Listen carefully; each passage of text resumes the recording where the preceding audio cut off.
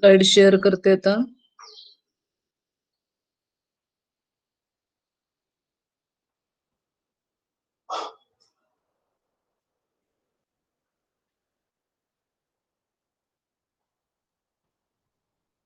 Net cut झालं किंवा काय आलं तर मला फोन करा.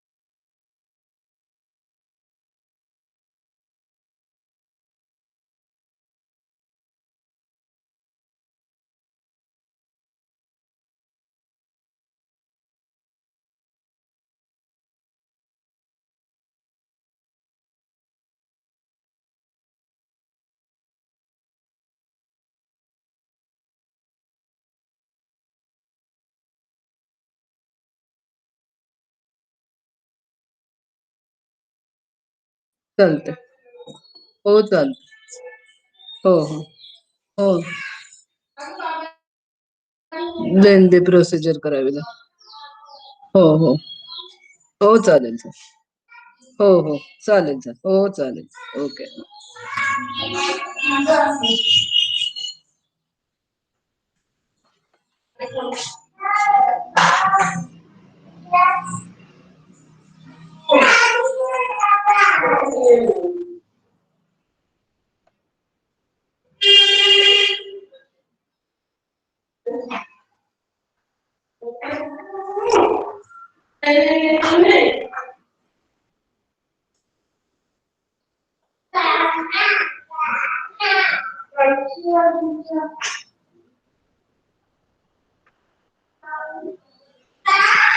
5x174 चा आपण रिप्रोडक्टिव्ह सायकल बघत होतो. डीएनए रेप्लिकेशनच्या मेथड्स आपण बघतोय.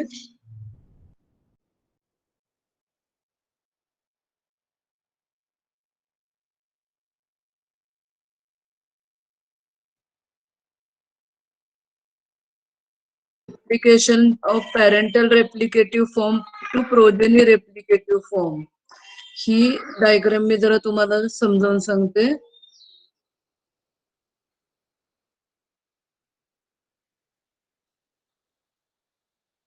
लास्ट लेक्चर आणि मी रोज ह्या माझ्या ट्रान्सपरन्सीज घेऊन येते. तुमच्यातलं कोणी मागितलेच नाहीत मला. इथे आता तुम्ही ह्या स्लाइड ह्याच्याकडे बघा. हा डबल स्ट्रँडेड डीएनए आहे. The inner one is the viral strand, outer one is the complementary strand. That is, the plus strand is inner side, negative minus strand is at outer side. At first, the unwinding at gene A. At gene A, the unwinding त्याच्यामधले hydrogen bonds तोडले जातात and there is a formation of a fork here. इथे पहिल्यांदा fork तयार होतो. And synthesis of new strand it carried out at the gene A. Origin जी आहे इथनं बघा तुम्हाला रेड कलरचे न्यू स्ट्रँड तयार झालेला दिसेल. आणि हा new strand plus strand synthesis ही clockwise मॅनरनी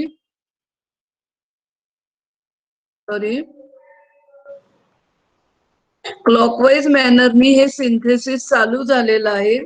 and at the same time with the help of there is a creation of cut is created on the plus old strand. हा नवीन strand red कलरचा synthesis चालू झालेला आहे आणि हा old strand आहे त्याच्यावर कट घेतला गेलाय. नऊ हे बघा and to relax the cut is generated. इथे त्याच्यामध्ये ट्विस्टिंग होऊन पुढे होऊ नये प्रॉब्लेम म्हणून एक कट घेतलाय.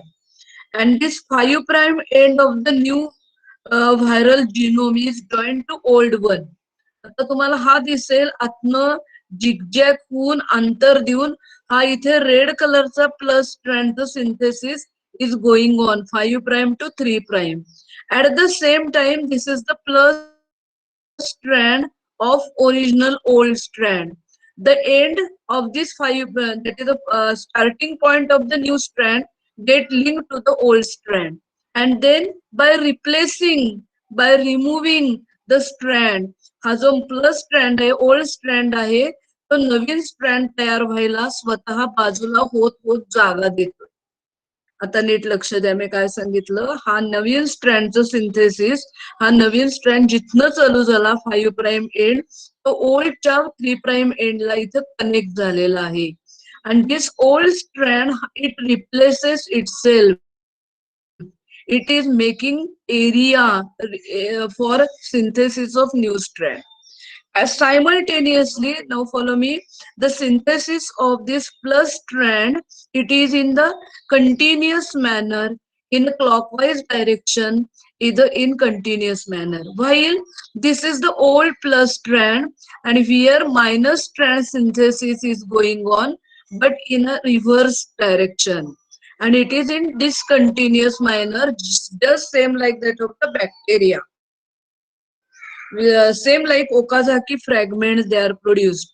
And in this way, the plus strand synthesis is continued here. It is in continuous manner. And तुम्हाला कळावं म्हणून मी ते डॉट डॉट काढले, ते काही गॅप्स नाहीये, परंतु आपल्याला समजावं म्हणून मी ते गॅप नुसार काढलेलं आहे. And now this viral strand is at the outer side and new strand is synthesized in the anti-clockwise manner. And now what happen? This old strand gets separated, get detached, and there is again detachment, replacement, exchange of the new strand to new strand and old strand to old strand. कसं झालेलं आहे, old strand जो आहे plus strand त्याला new स्ट्रँडचा 5 prime end चिकटलाय आणि तो new old strand आहे तो जागा देतोय बाजूला होत होत नवीन स्ट्रँडचं कंटिन्युअस मॅनरनी क्लॉकवाईज मॅनरनी कंटिन्युअसली सिंथेसिस होत चाललेला आहे. ही जर डायग्राम तुम्ही बघितली तर इथे याचं कंटिन्युअस सिंथेसिस चालू आहे आणि हा नवीन स्ट्रँड जो आहे तो जुन्या स्ट्रँडशी इथे चिकटलेला आहे. इथे हा बाइंडिंग त्याचं झालेलं आहे. आता काय केलं जातं, परत एकदा कट घेतला जातो, एक्सचेंज केला जातो. हा रेड कलरचा स्ट्रँड रेड कलरशी जोडला जाईल आणि ब्ल्यू कलरशी जोडला जाईल, एक्सचेंज होईल. And therefore it is called as the reciprocal synthesis. It is called as the reciprocal manner. And now when you found that the two strands are produced, two replicative forms are produced, here in one strand there is only one gap. So इथं फक्त एकच gap राहिली आहे, while in another strand there are many gaps because काय होतंय, there is a synthesis of Okazaki fragments. And then in the next step that gaps are filled with the RNA polymerase and the sealed with DNA ligase.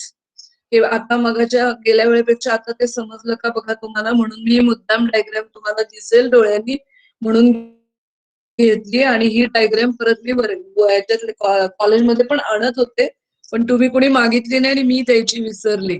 And therefore it is called as the reciprocal synthesis. Now, V-strand synthesis is continuous, unidirectional and clockwise manner.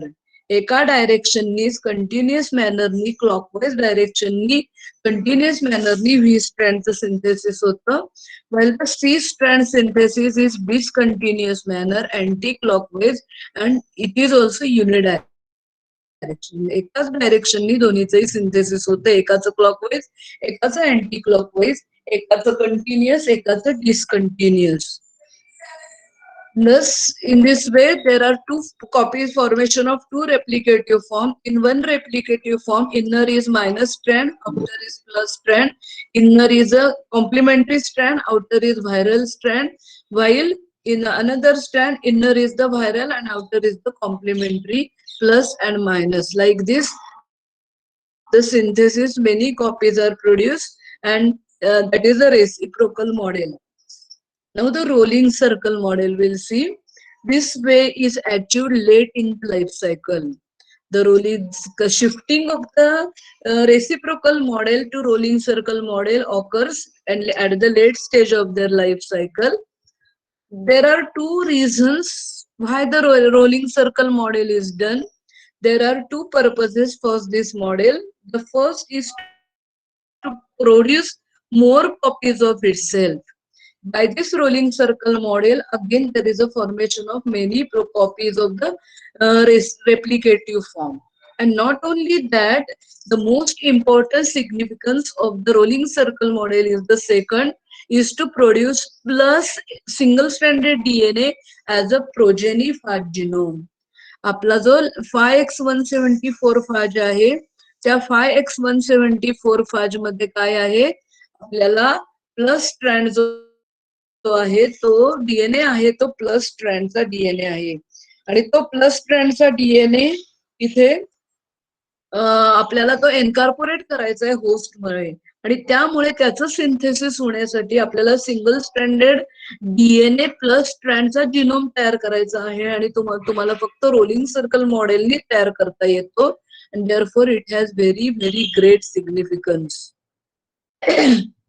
How this process takes place? The first, the nicking is done at the ORI region with the help of protein A. A protein जो आहे जी ओरिजिनची site आहे ते ए protein पहिल्यांदा तयार केलं जातं and with the help of that A protein first the nicking cutting of at the original site take place. Not only that, once the cut is produced, the protein A remain bound to free 5' end of the cut DNA.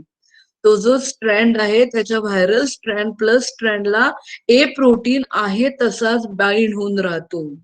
परत एकदा लक्ष द्या, पहिलं जे आपण बघितलं reciprocal model मध्ये त्याच्यापासून shifting होतं ते rolling circle model.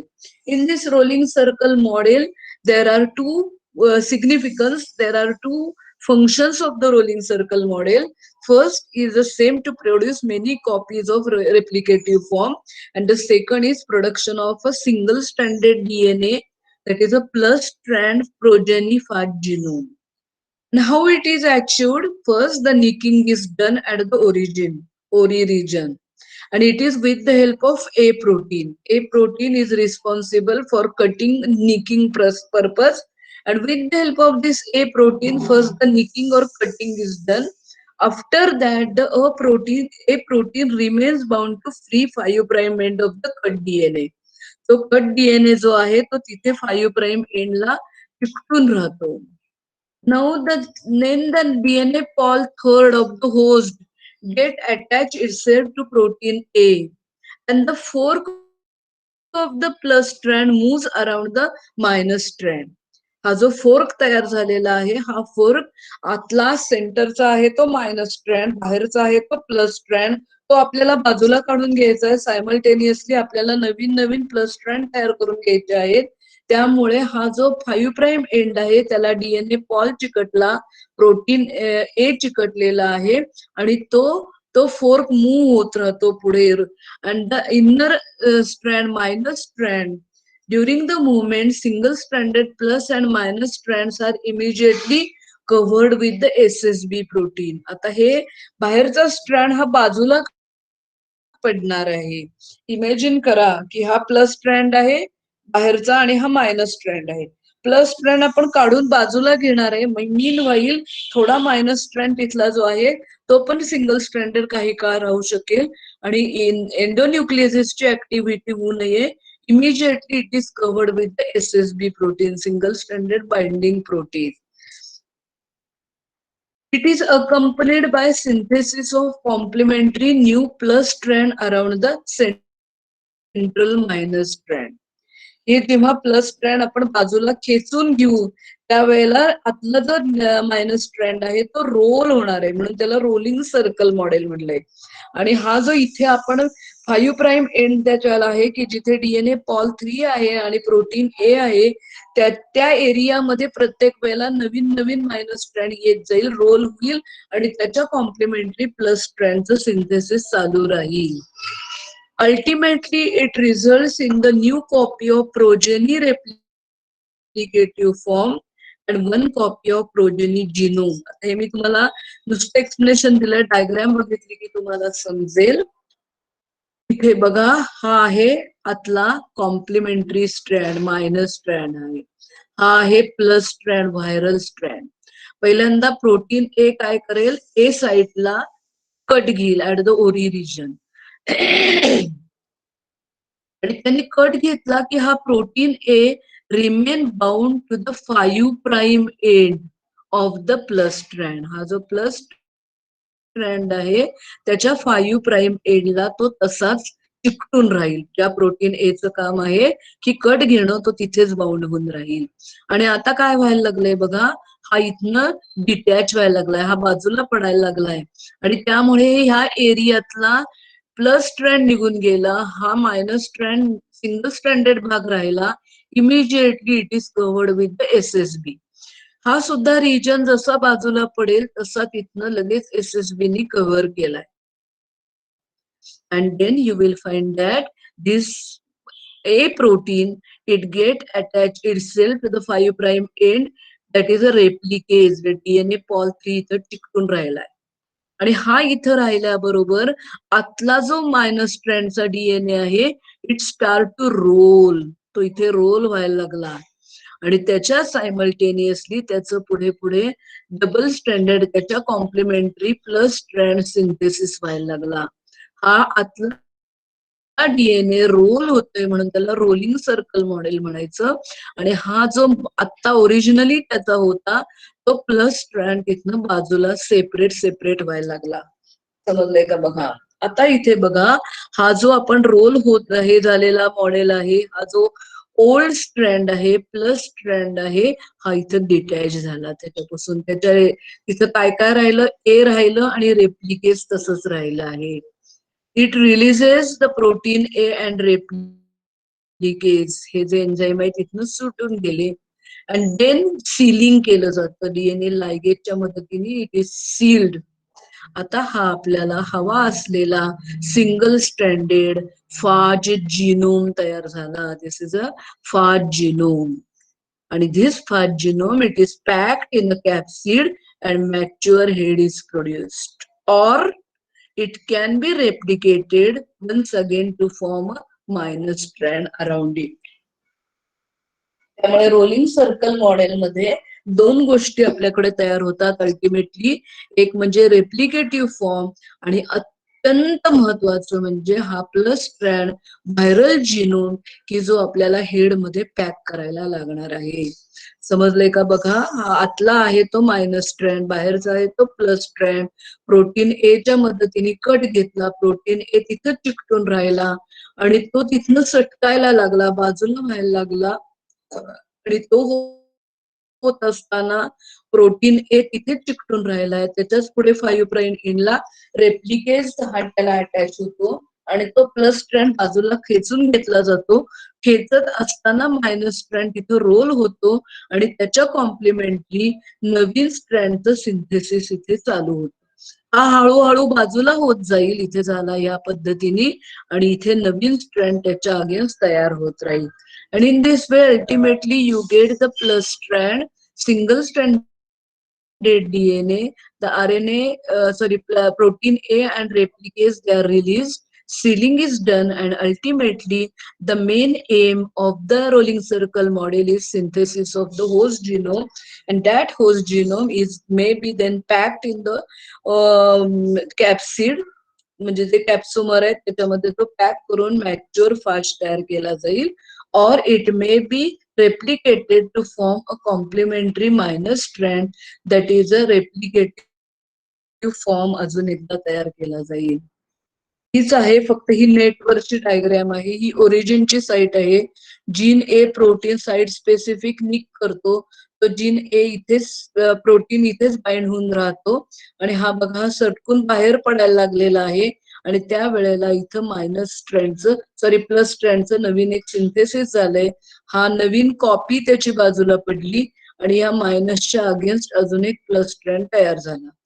हा मायनस स्ट्रँड इथे आला की आयदर ते काय केला जाईल, पॅक केला जाईल, किंवा परत एकदा एक रेप्लिकेटिव्ह फॉर्म म्हणून त्याचं रेप्लिकेटिव्ह फॉर्म सिंथेसिस करायला तयार होईल.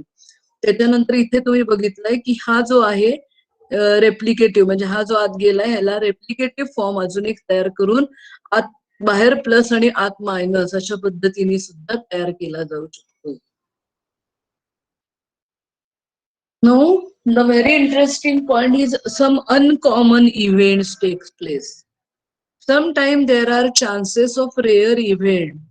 Same like reciprocal model, the viral DNA, then the complementary DNA start to get separated at the site of origin, that is at gene A. जसं आपण रेसिप्रोकल मॉडेलमध्ये म्हणलं त्या पद्धतीने ओरिजिनच्या साईडला दोन्ही अनबाइंडिंग म्हणून व्हायरल डीएनए आणि कॉम्प्लिमेंटरी डीएनए एकमेकापासून सेपरेट व्हायला सुरुवात होतील at the origin at the gene A.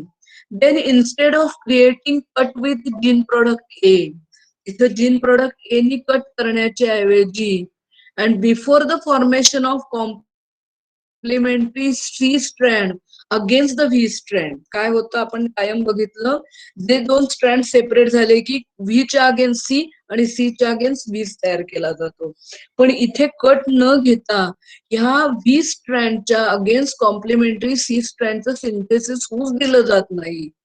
Instead of that, gene product B, C, and D, when the capsid proteins start to bind the old parental V strand, त्या parental V स्ट्रँडच्या वर त्या gene product जे आहेत, बी आहे, कॅप्सोमर्स आहेत, C आहे, D आहे, हे सगळे त्याच्या भोवती तिथेच बाइंडिंग व्हायला सुरुवात होईल.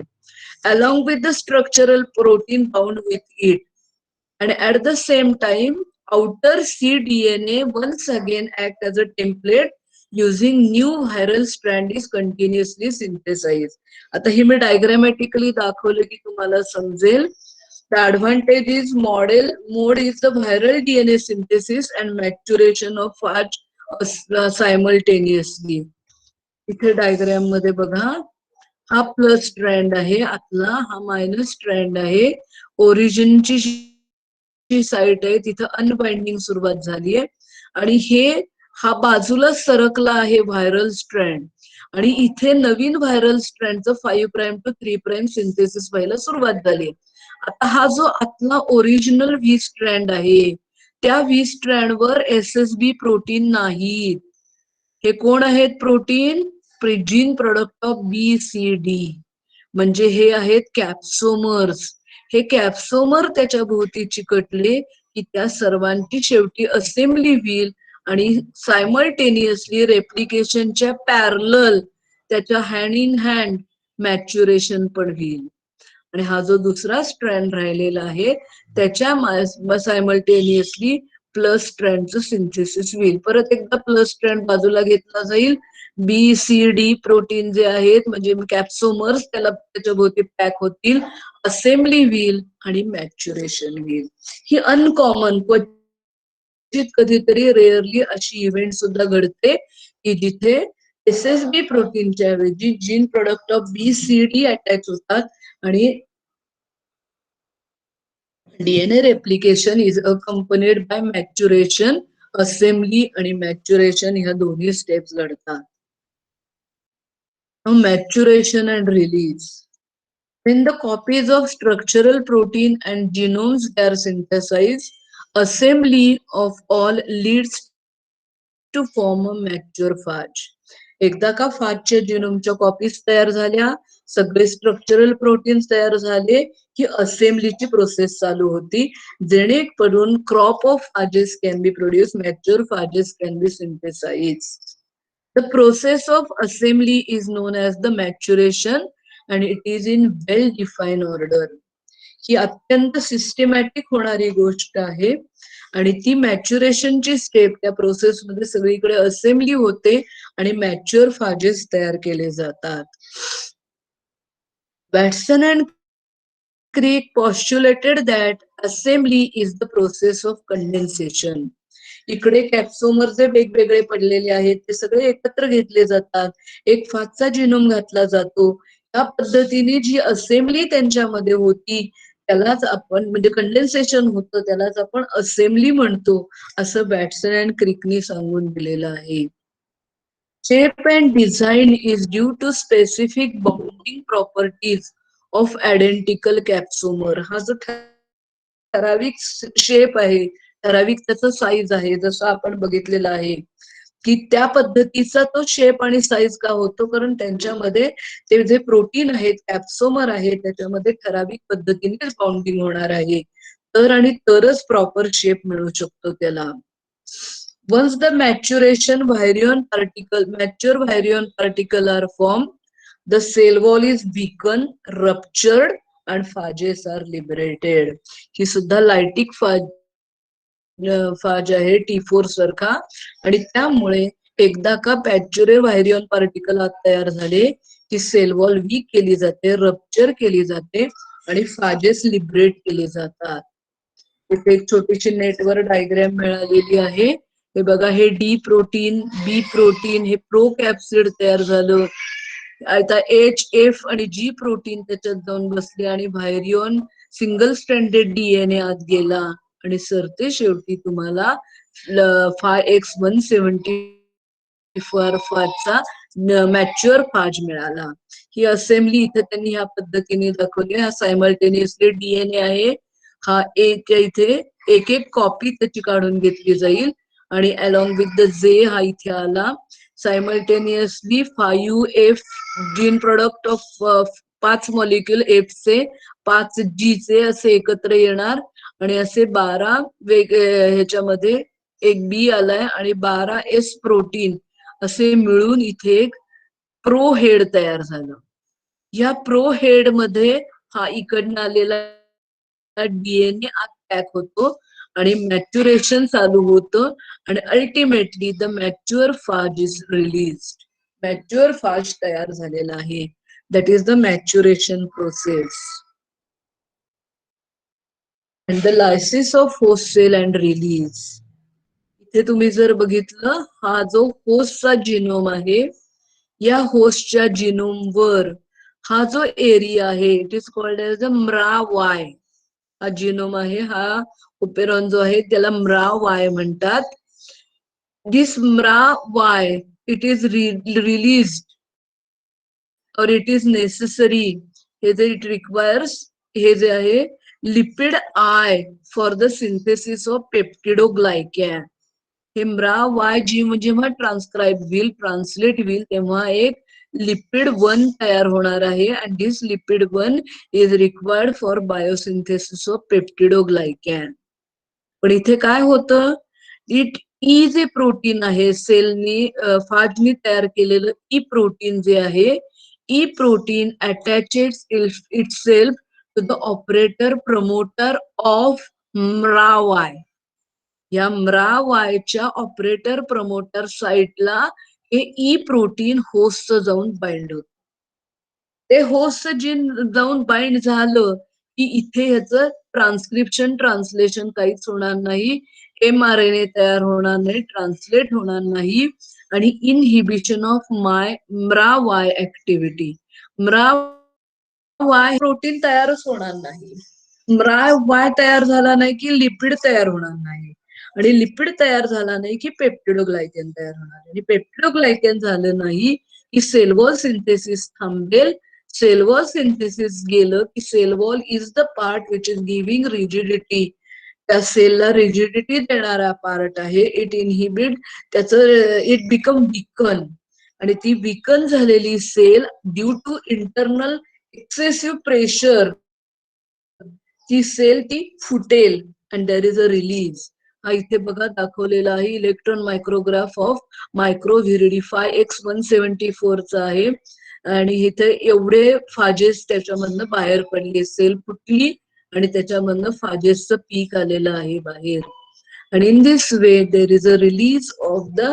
आणि त्यामुळे इथं आपल्याला महत्वाचे आहे MRA-Y की जो लिपिड 1 तयार करणार आहे. MRA-Y ट्रान्सलोकेज हा जो आहे त्याला इनहिबिट करण्यासाठी होस्टचा फाजचा प्रोटीन काम करतं. ते ऑपरेटर प्रमोटरला बाइंड होईल. MRA-Y होणार नाही तयार आणि लिपिड 1 तयार झालं नाही की पेप्टिडोग्लायकन तयार होणार नाही. सेल वॉल वीक होईल आणि लिसिस होईल. अँड दॅट कम्प्लीट का that is a biosynthesis of reproductive cycle of X174.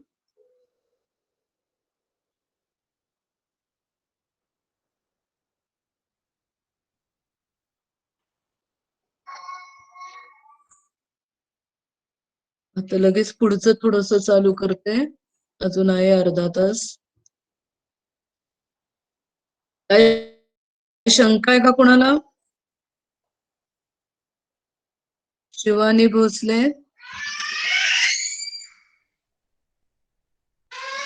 Shivani,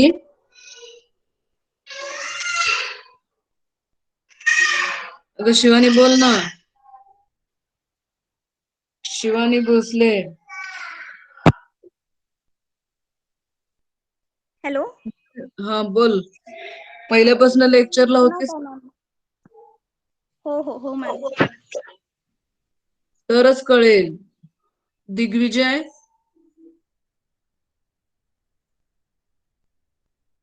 Digvijay. हो मॅडम. अरे तुला पहिल्यांदाच बघितलं मी. नाही मॅडम होतो मी लेक्चरला. पहिल्यापासून हो होतो. प्राजक्ता, प्राजक्ता तर बोलतच नाही. Yes ma'am. समजलं का आत्ताचा? आणि तुमच्यासाठी मी तुम्हाला म्हणलं की मी ट्रान्सपरन्सीज घेऊन येते. तुम्ही कुणी माझ्याकडे मागितले नाही. त्या दुसऱ्या दिवशीपासून माझ्या सॅक मध्ये आहे. आता आलात कॉलेजला की मागून घे माझ्याकडे. Gauri, yes ma'am. गौरी कुठे राहते का गौरी? मी सांगली मॅम. आता कुठे घरीच आहेस का? हो घरी हॉस्टेलला आहे. आहे? नाही घरी आहे मॅम. बरं ठीक आहे. 28 जणच आहेत फक्त. 33 पैकी जे नव्हते त्यांना मला फोन करायला सांगा. आता मी पुढचं चालू करते. Reproductive cycle of RNA फाजेस.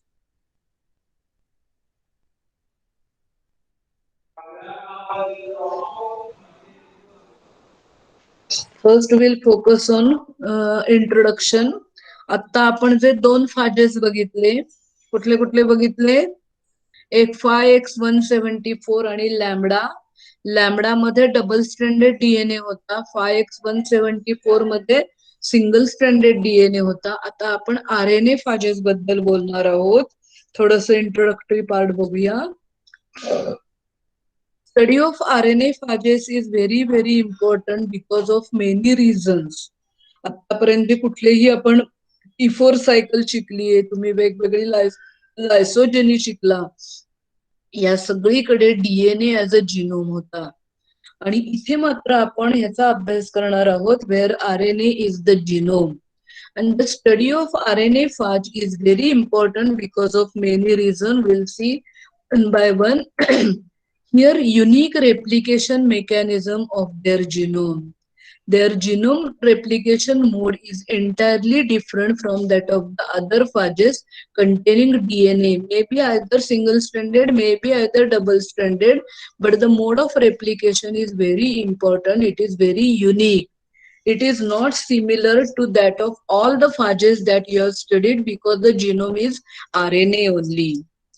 And the second reason is that special developmental program is observed because RNA serves as a template both for replication and transcription. आपल्याला सर्वांना माहिती आहे डीएनए रेप्लिकेशन व्हायचं असेल तर आतापर्यंत आपण डीएनए बघितला. ह्या डीएनए पासून ट्रान्सक्रिप्शन होताना mRNA मेसेंजर आरएनए तयार झाला आणि ह्या मेसेंजर आरएनए पासून ट्रान्सलेशन करून प्रोटीन तयार झाले. कुठलीही तुम्ही बॅक्टेरियल सेल घ्या, तुमची आमची घ्या, कुत्र्या मांजरांची घ्या, वनस्पतींची घ्या, सगळ्यांकडे DNA as the genetic material आहे. परंतु इथे असं जे फाज आहे की ज्यांच्याकडे RNA as the genetic material आहे की जे आरएनए हे टेम्पलेट म्हणून ऍक्ट होणार आहे बोथ फॉर रेप्लिकेशन. आरएनए पासून आरएनए तयार होणार आहे आणि आरएनए पासून mRNA म्हणजे mRNA तयार होऊन तो ट्रान्सलेशन मध्ये जाणार आहे. त्यामुळे रेप्लिकेशन साठी आणि ट्रान्सक्रिप्शन साठी दोन्हीसाठी it is working as a template and therefore it has a special mechanism. There is a relation between genotype and phenotype can be easily built up as the genome is very simple.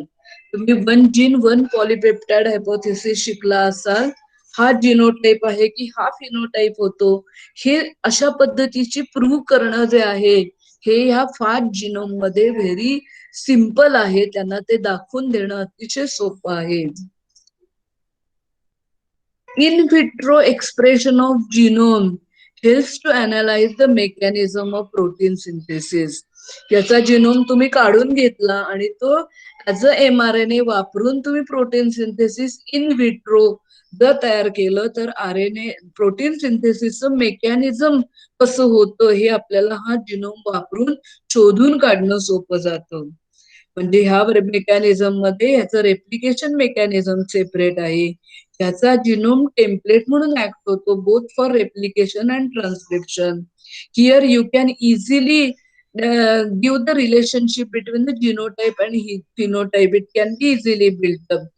And when you remove the genome and in the test tube, you can do the artificially the protein synthesis. Then the mechanism of protein synthesis can be proved using this genome. The most important property of RNA phage is that they are male specific. MCQ ला खूप वेळेला विचारला जातो as they are called as the androphages. हा जो RNA फाज आहे हा ऐऱ्या गैऱ्या कुठल्याही होस्ट सेलवर उतरू शकत नाही. It is specific only for the male phage. That is the phage which is having the sex pili. आणि पिलास असलेल्या त्याच्यावरच तो उतरू शकत असल्यामुळे तुम्हाला कॉन्ज्युगेशन प्रोसेस तुम्ही शिकला आहात. मेल आणि फिमेल सेल्स असतात. मेला दॅट इज एफ फॅक्टर असतो, त्याला एफ पिलस असतो, that is a sex pillars असतो आणि जो फिमेल बरोबर कॉन्ज्युगेशन ब्रीच तयार करतो. आणि त्यामुळे हा फाज जो आहे तो फाज फक्त मेलवर उतरू शकतो. And therefore it is called as the androphages. They are called as the androphages. The site of attachment of RNA phage or the receptor site of the host cell is the F pilus. आपण MCQ चा प्रश्न आहे. The receptor site for the RNA phage. The receptor site of the host cell for RNA phage is dash. F pilus, sex pilus is त्याची receptor site आहे. The RNA, त्यामुळे RNA phage can infect the F plus cell, HFR cell or F prime cells. Thus, any cell with F plasmid, it can be infected by the RNA phages. RNA phages फक्त ह्या F plus HFR म्हणजे F ज्यांच्याकडे F plasmid आहे अशांनाच फक्त infect करू शकतात. RNA phages cannot infect already infected with DNA phage. ज्या host sale मध्ये ऑलरेडी डीएनए फाजचं इन्फेक्शन झालेलं आहे अशा फाजेसना आरएनए फाजेस इन्फेक्ट करू शकत नाही. म्हणजे सुपर इन्फेक्शन त्याचं होऊ शकत नाही if they are already infected with the DNA phage. RNA phages, they are of two types, single-stranded RNA and double-stranded RNA phage. Kahi phages, they are having single-stranded RNA as the genome, while the some phages, they are having double-stranded RNA as the genome. We are going to study both. First, we'll focus on single-stranded RNA phage. Now, they are from the Levi-Viridae family. हे सगळे RNA phages जे आहेत की जे single stranded RNA phages आहेत, they are placed under the family Leviviridae. Leviviridae याचा अर्थ ज्यांच्याकडे single stranded RNA as the genome आहे तो. And they include the 4 groups. 4 groups त्याचे आहेत. Group 1, here the members are very similar. इथे example जे दिलेले आहेत द members are very similar. The difference is only the few amino acids. त्याचे जे कॅप्सिड जे आहे त्याच्यामध्ये काही अमायनो ऍसिड मध्ये फरक आहे, अन्यथा ग्रुप मधले सगळे मेंबर एकसारखे आहेत. This include the example F2, MS2, R17, M12, FH5. हे वेगवेगळे ग्रुप 1 चे आहे. त्याच्यामध्ये MCQ ला असा विचारता येऊ शकेल, the MS2 phage is of the group dash of the Levi-Viridae family. ह्यातला कुठलाही एखादा जर विचारला, म्हणजे मी ग्रुप 1 चं मला डोळ्यासमोर उदाहरण दिसतंय म्हणून मी ते घेतलं, परंतु ह्यापैकी कुठलाही आपल्याला ग्रुप 2 समजा GA phage, it is of the dash group of the Levi-Viridae family. अशी ह्या कॉम्बिनेशन मध्ये ह्याच्यावर प्रश्न येऊ शकते. लेव्ही-विरिडी फॅमिलीचे 4 ग्रुप आहेत आणि त्याची एक्झाम्पल दिलेली आहेत. Group 3 Q B phage and group 4 that is F1 and SP phage. त्यामुळे हे तुम्हाला 4 ग्रुप, त्याची 4 एक्झाम्पल लक्षात ठेवली पाहिजे. Single stranded RNA phage, it is from Levi-Viridae family, can be grouped in the 4 group, group 1, group 2, group 3, group 4. And they are having the example. एक net वरती छोटी मला डायग्राम मिळालेली. आपल्याला अभ्यास करायचा आहे तो MS2 फाजचा, त्यामुळे त्याच्या रिलेटेड मला माहिती मिळाली, म्हणजे हे मिळालं म्हणून घेतलंय. The small RNA bacteriophage, 2 highly studied RNA phages, they are Levi-Viridae family MS2 and Allelovirus genus QB. They are small genomes. Genetic material अतिशय कमी आहे, less than 4500 न्यूक्लियोटाइड. अतिशय सिंपल जिनोम आहे. त्याचा जेनेटिक मटेरियल मध्ये 4500 न्यूक्लियोटाइड पेक्षा कमी nucleotides आहेत. All have the same 5 prime end.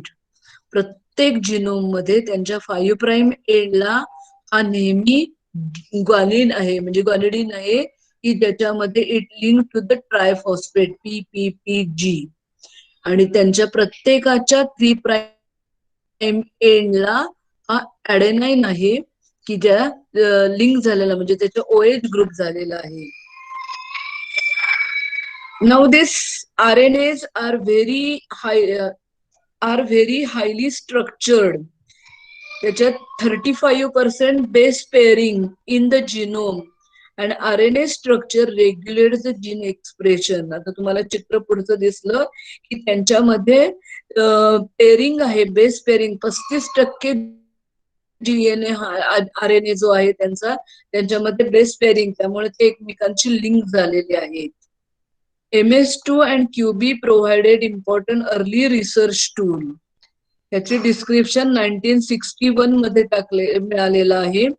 RNA translation and regulation of protein synthesis. ह्याचं रेग्युलेशन कसं होतं, ह्याचं ट्रान्सलेशन कसं होतं, हा सगळा अभ्यास 1961 मध्ये RNA फाजेस वापरून केलेला आहे. RNA's protection to identify ribosome binding sites on the mRNA. हे जे RNAs आहेत त्याच्यापासून त्याला प्रोटेक्शन मिळतंय. ते कसं सेलमध्ये RNA असून त्याच्यापासून प्रोटेक्शन मिळतो याचं बेस्ट स्टडी झालेलं आहे.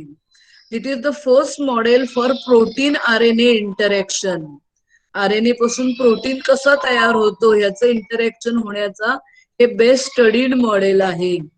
And characterisation of first RNA dependent RNA polymerase. आतापर्यंत आपण जे काही पॉलिमरेज एन्झाईम शिकलो ते सगळे DNA डिपेंडंट RNA पॉलिमरेज किंवा DNA डिपेंडंट DNA पॉलिमरेज. आता हे एकमेव आहे की ज्याचा अभ्यास केला गेला RNA dependent RNA polymerase. Morphology or architecture of nucleocapsid. A virion is a tailless polyhedral nucleocapsid called as a polyhedron or icosahedron. याचं जे न्यूक्लिओकॅप्सिड जे आहे ते आहे नेहमीप्रमाणे पॉलीहेड्रॉन किंवा इकोसाहेड्रॉन. and with molecular weight 4 into 10 raised to 6 and with diameter 25 nm. हा जो आपण आता MS2 फाज शिकतो आहे या MS2 फाज मध्ये हा टेललेस आहे, याला टेल नाहीये.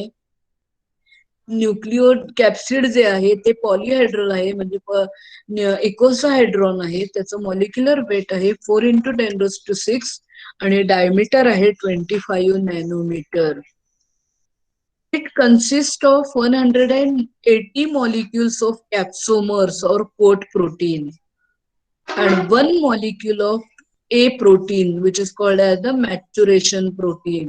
MCQ ला येणारा प्रश्न आहे dash protein of the MS2 phage is called as the maturation protein.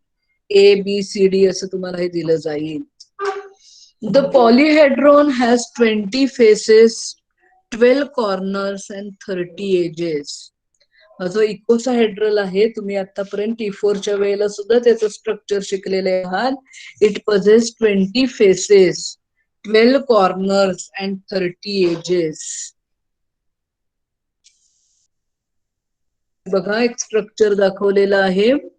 आता तुम्ही इथे मी ग्रीन कलरचं जे काढलेले आहेत ते आहेत 12 त्याचे कॉर्नर्स ग्रीन कलरचे 1 2 3 3 4 5 6 7 8 एक मिनिट 7 8 आणि 9 ही ह्या साइडचं आहे आणि बॅक साइडला जर तुम्ही बघितलं 10 11 आणि 12 हे 12 कॉर्नर्स आहेत. 30 एजेस आहेत याला 1 2 3 असं करत 30 एजेस आणि 20 फेसेस आहेत. हे बघा हे एक फेस, ही 2 ही 3 4 5 6 7 8 9 10 आणि तसेच मागच्या बाजूला असे 20 फेसेस. हे पॉलीहेड्रन हेड आहे. तुम्हाला काढता येणं स्ट्रक्चर गरजेचं आहे, हे काढता यायला पाहिजे आणि त्यामुळे त्याला 20 फेसेस आहेत, 12 कॉर्नर्स आहेत आणि 30 एजेस आहेत. इथे दाखवलेत बघा हे 9 एकीकडे आणि 3 एकीकडे असे 12 कॉर्नर्स आणि 10 + 10 faces as shown in diagram. या डायग्रॅम मध्ये दाखवलेत असे 12 corners and 20 faces. Out of 180 molecules of coat protein, त्याच्यामध्ये 180 कोट प्रोटीन्स आहेत. 12 पेंटोजेस they form vertices of the icosahedron. आता ह्याच्यामध्ये 12 पंचे 60 180 चा आपण हिशोब करायचा आहे. एक कॅप्सोमर म्हणजे असे 12 पेंटोजेस हे व्हर्टायसेस ऑफ द इकोसाहेड्रॉन तयार करणार आहेत. म्हणजे त्याच्यामधले एका वेळेला 5 असं मिळून एक व्हर्टायस होणार. असे 12 जे आहेत वेगवेगळे व्हर्टायसेस एका वेळेला 5च्या हिशोबाने व्हर्टायसेस त्याचे 60 कॅप्सोमर्स तिथे वापरले जातील. while the 20 hexons फेसेस जे आहेत त्याच्या एक फेस 6 कॅप्सोमरचा, एक फेस 6 कॅप्सोमरचा, असे तिथे आपल्याकडे आपण बघितलेलं आहे 20 फेसेस आहेत आणि त्यामुळे 6 गुणिले 20 असे 120 हे त्यांचे सरफेसेस तयार झालेले आहेत, फेसेस तयार झालेले आहेत. आणि त्याचे जे व्हर्टायसेस आहेत, त्याचे जे ब्रिजेस जे आहेत ते पेंटोजेसनी म्हणजे 5 कॅप्सोमरनी एक व्हर्टाईस, असे 12 व्हर्टायसेस आहेत ते 60 असे मिळून 180 कोट प्रोटीन वापरले जातात. समजले का बघा? 12 व्हर्टायसेस मी तुम्हाला मगाच्या डायग्राम मध्ये दाखवलेले आहेत, हे 12 व्हर्टायसेस आहेत. या पद्धतीने हे 12 व्हर्टायसेस तयार करायला एक पेंटोज असे 12 साठी 12 म्हणजे एक 5 मॉलिक्यूल हे 12 व्हर्टायसेस म्हणजे 60 व्हर्टायसेस इकोसाहेड्रोल तयार करतील आणि जे सरफेसेस त्यातले आहेत, फेसेस आहेत, ते एक हे म्हणजे 6 मॉलिक्यूल असे 20 फेसेस असे 120 इकोसाहेड्रल स्ट्रक्चर करायला वापरले जातील. आता हे त्याचा बाहेरचा न्यूक्लिओ घ्यायचं मटेरियल बद्दल झालं. तर स्ट्रक्चर ऑफ जिनोम बघायचंय, पण आपण थांबूया.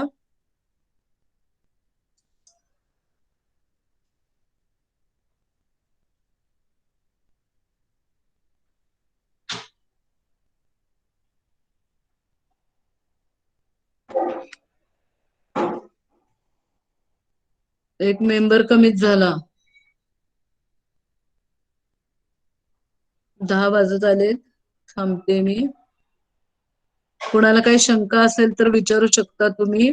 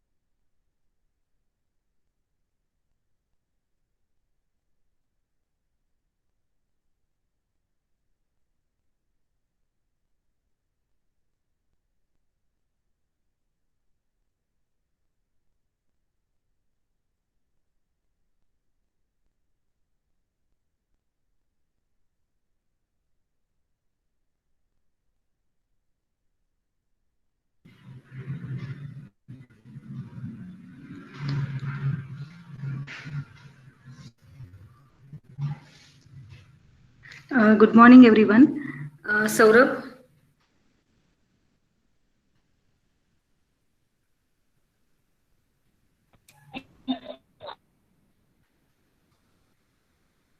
Yes, Yes, sir. ma'am. Good morning. I am audible. आवाज ऐकू येतोय का? Yes, ma'am. Yes ma'am. हा, अरे आता पहिलं झालं का तुमचं?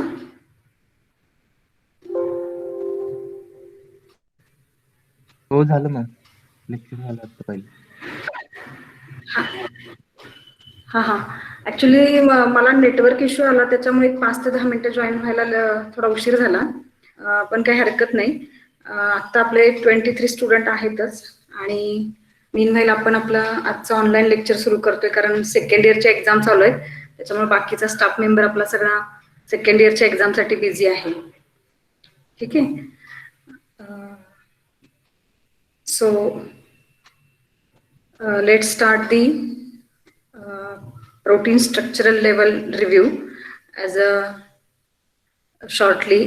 It is a primary structure, then secondary structure, tertiary structure, and then quaternary structure. Okay, so I want to present this screen here for quaternary structure, and I 1 minute. Yes.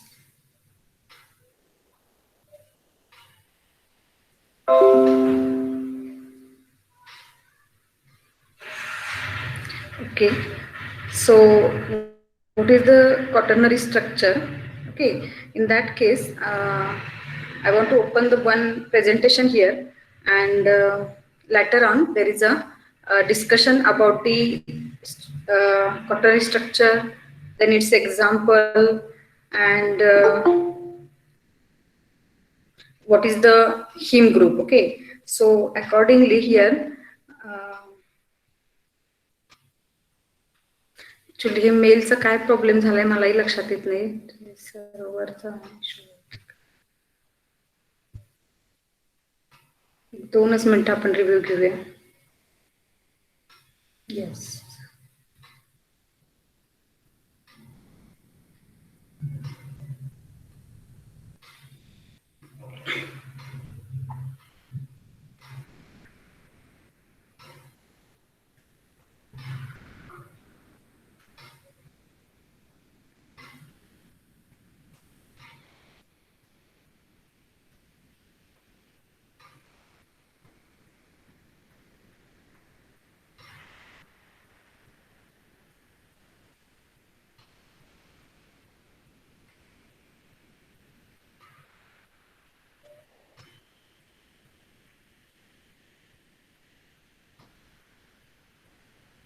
Okay, the screen is visible for all of you.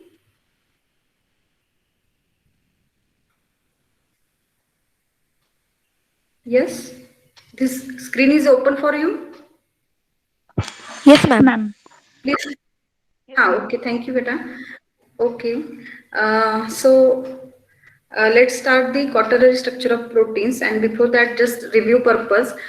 We know that one amino acid joins to the second amino acid by forming a peptide bond.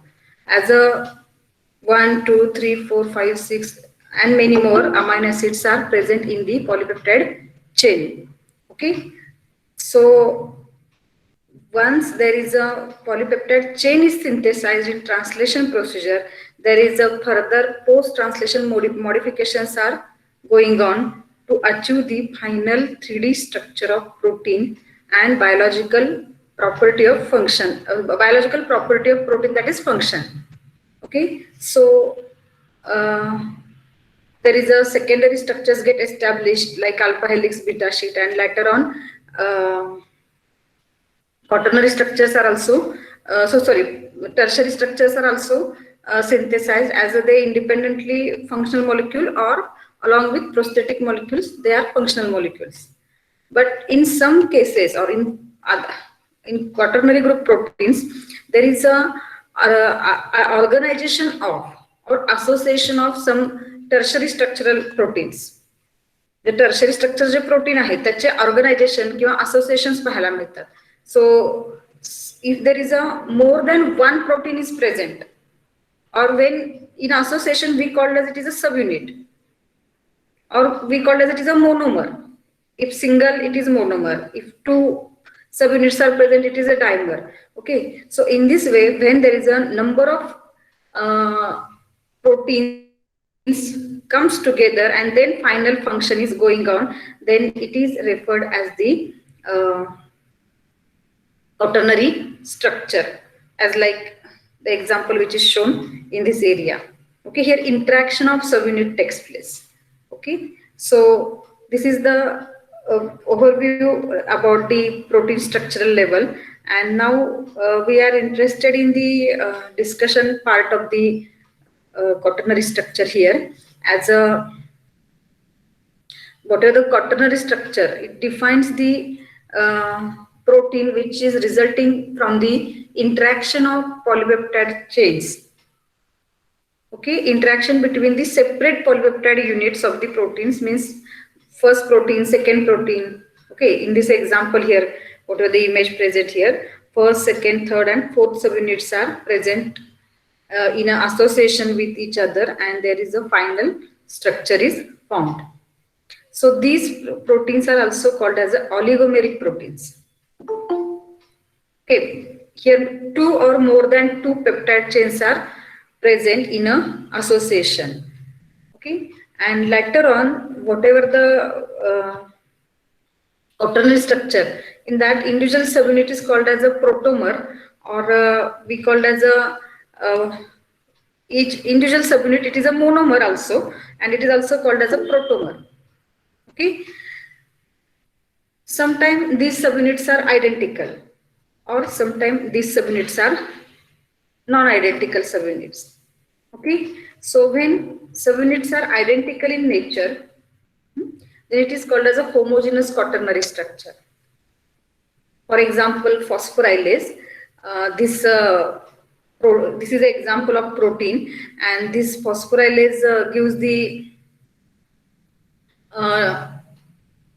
as an enzyme function. Phosphorylase means removal of the phosphorylation means addition of phosphate group, and this enzyme contains the two identical subunits. Okay, when these subunits in this image, okay, when this green subunit is one subunit and this blue is another subunit, when individual one subunit is present, then it is a inactive one. But when both subunits comes together and there is a formation of dimer, then and then they works for the final function. Individual म्हणजे जेव्हा separate एक subunit आहे तेव्हा त्याच्याकडून function होणार नाही, पण जेव्हा ते असोसिएशन मध्ये तेव्हाच त्यांच्याकडून फंक्शन केलं जाईल, फॉस्फोरायलेशन रिएक्शन होईल. ओके, सो दिस कन्सेप्ट और this association is responsible for the function. Okay, so such association of subunits it is called as a final structure of protein. म्हणजे आपण जर प्रोटीन बघितलं तर इंडिव्हिज्युअल पण प्रोटीन आहेच, ए subunit आणि बी सबयुनिट फॉर एक्झाम्पल. ओके, पण इंडिव्हिज्युअल सबयुनिट जेव्हा आहे ते फंक्शन नाही, पण जेव्हा दोन्ही डायमर फॉर्म मध्ये येतात तेव्हाच त्यांना फंक्शन आहे. म्हणून त्याला आपण प्रोटीन कुणाला म्हणायचं मग ह्या केसमध्ये? ऍक्च्युली इंडिपेंडंट पण प्रोटीनच आहेत, बरोबर, टर्शरी स्ट्रक्चर आहे त्यांचं, पण फंक्शन साठी जेव्हा ते डायमर फॉर्म मध्ये येतात तेव्हा फायनल डायमेरिक फॉर्म जो आहे त्याला आपण इथं प्रोटीन म्हणतोय. आणि मग इंडिव्हिज्युअल प्रोटीनला आपण सब युनिट किंवा प्रोटोमर किंवा मोनोमर म्हणणार आहे ह्या एक्झाम्पल मध्ये. मायोग्लोबिनला आपण प्रोटोमर मोनोमर वगैरे असं म्हणत नाही, कारण मायोग्लोबिन हे इंडिपेंडंट प्रोटीन आहे फंक्शन करण्यासाठी, त्यामुळे त्याला प्रोटीनच म्हणणार. ओके, पण ह्या केसमध्ये इथं आपण इंडिव्हिज्युअल प्रोटीनला सब युनिट म्हणणार आहे आणि फायनल फंक्शनल ग्रुप असोसिएशनला आपण प्रोटीन म्हणणार आहोत. आणि मीन व्हाईल आता इथं पुढच्या जर डायग्राम मध्ये आपण बघितलं तर हेट्रोजिनस प्रोटीन स्ट्रक्चरचे एक्झाम्पल आहे. As a heterogeneous protein structure is here haemoglobin. Here subunits are dissimilar. Okay, म्हणजे एकसारखे चारही सब युनिट होते हिमोग्लोबिनच्या केसमध्ये. There are 4 subunits. They contains the 2 identical alpha subunits and 2 identical beta subunits. Okay, so this brown color, this one, or this is another brown color, these are the beta subunits and this purple color subunits are alpha subunits. म्हणजे जरी आपल्याला 2 alpha आणि 2 beta subunit दिसले इथे या composition मध्ये, तर total composition मध्ये काय आहे हिमोग्लोबिनच्या, it is a tetramer. Means there are 4 subunits are present and there are 2 types. 2 प्रकारचे सबयुनिट्स आहेत, अल्फा आणि बीटा, 2 वेगवेगळ्या प्रकारचे सबयुनिट्स आहेत. ओके, म्हणजे चारही सबयुनिट्स सगळे सेमच पाहिजेत तर आपण त्याला होमोजेनस स्ट्रक्चर म्हणणार. आणि चारीचे चारी सबयुनिट सगळेच वेगवेगळे पाहिजेत असंही नाही, पण एकच प्रकारचे नाहीयेत. Here dissimilarity is observed between the subunits. Okay, so that it is called as a heterogeneous quaternary structure. Okay, then next part for this slide is that here whatever the each subunit, it have its own secondary structure, it have its own quaternary structure, and when urea like solution is there, means when quaternary structures when treated with the urea or beta mercaptoethanol like solutions, then there is a breaking of hydrogen bonds and hydrophobic interactions which are established for the stabilization of quaternary organization. Okay, म्हणजे ह्या केसमध्ये काय होतंय, जर आपण युरियाची treatment दिली प्रोटीनला, हे total protein आहे आपलं, बरोबर, तर ह्या टोटल प्रोटीनला जर आपण युरियाची ट्रीटमेंट दिली तर हे 2 सबयुनिट एकत्र आणण्यासाठी जे काही बॉन्ड एस्टॅब्लिश झालेले असतात, आयोनिक इंटरॅक्शन्स असतील थोड्याफार सरफेस रिजन मध्ये, हायड्रोफोबिक इंटरॅक्शन आणि hydrogen bonds specially van der Waals forces involve होतात क्वाटर्नरी स्ट्रक्चर स्टॅबिलाइज करण्यासाठी. आणि मग sorry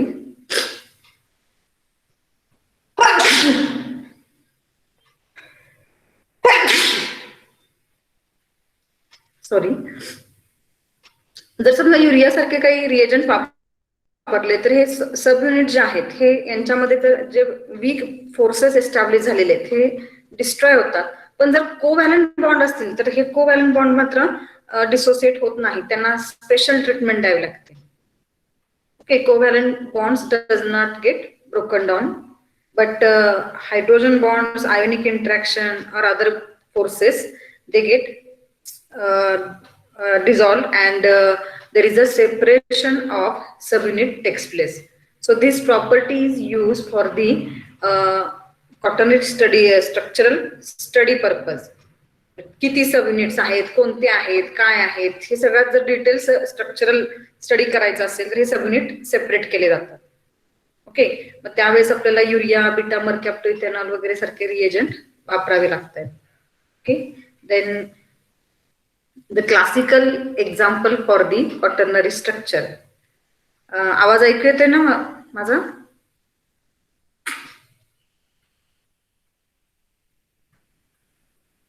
Yes. Yes, ma'am. Okay, thank you, Gauri. Here, classical example for the quaternary structure is hemoglobin. आणि तुम्ही खूप सारी स्ट्रक्चरल एक्झाम्पल स्टडी केलेली आहेत ऍक्च्युली क्वाटर्नरी स्ट्रक्चर लेवल म्हणून किंवा क्वाटर्नरी स्ट्रक्चरच्या आस्पेक्टनी स्टडी केलेले नसतील कदाचित, पण हे फॉर एक्झाम्पल किंवा अमुक अमुक एन्झाईम किंवा अमुक अमुक एखादं स्ट्रक्चर तुम्ही ते आतापर्यंत खूप वेळा स्टडी केलेलं आहे. असं एखादं एक्झाम्पल सांगू शकताय का? कारण आपण हिमोग्लोबिन स्टडी करतोय इथं. तुम्हाला माहित असणारं एखादं क्वाटर्नरी स्ट्रक्चर एक्झाम्पल सांगता येईल का?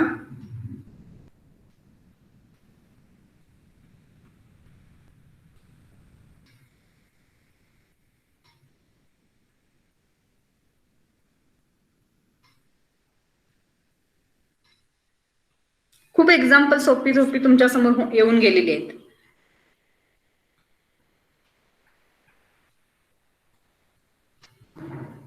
डीएनए पॉलिमरेज एन्झाईम रेप्लिकेशन मध्ये स्टडी करताना DNA polymerase is a dimer म्हणून तुम्ही स्टडी केला असेल बघा, आठवतंय काही वाक्य?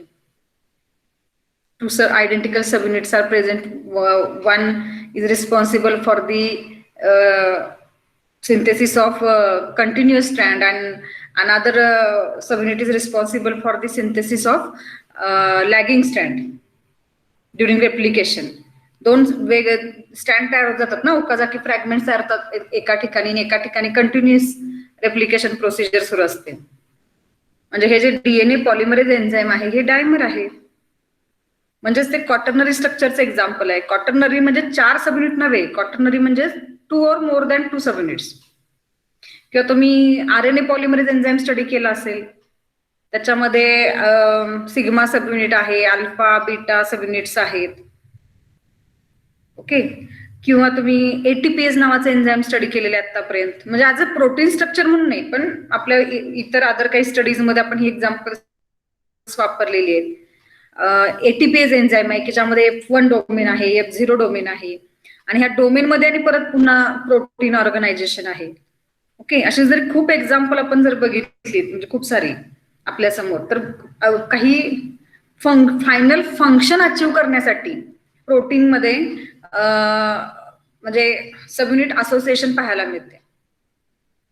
ओके, आणि मग हे हिमोग्लोबिन जे हे क्लासिकल एक्झाम्पल म्हणून स्टडी केलं जातं, आणि ह्याच्यामध्ये जर आपण बघितलं तर it is a first oligomeric protein which is subjected to the x-ray analysis.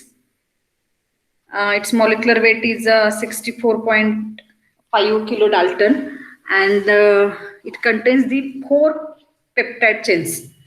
Okay, it contains the 4 peptide chains, and these 4 peptide chains are of 2 types, alpha and beta. So here in combination 2 alpha and 2 beta chains are present. Each chain is a prosthetic group containing individual protein. Okay, so in case of total hemoglobin, there is a 4 heme groups are also present. Okay, so 4 heme groups are present in an entire protein, which is shown in this diagram. So just see this example. So this is one subunit. Second, actually 1 minute, alpha 1 म्हटलेलं आहे इकडे. This is one subunit, this is second, this is third, and this one is 4th subunits. Okay, so whatever this organization, it is a like a tetrahedral geometry.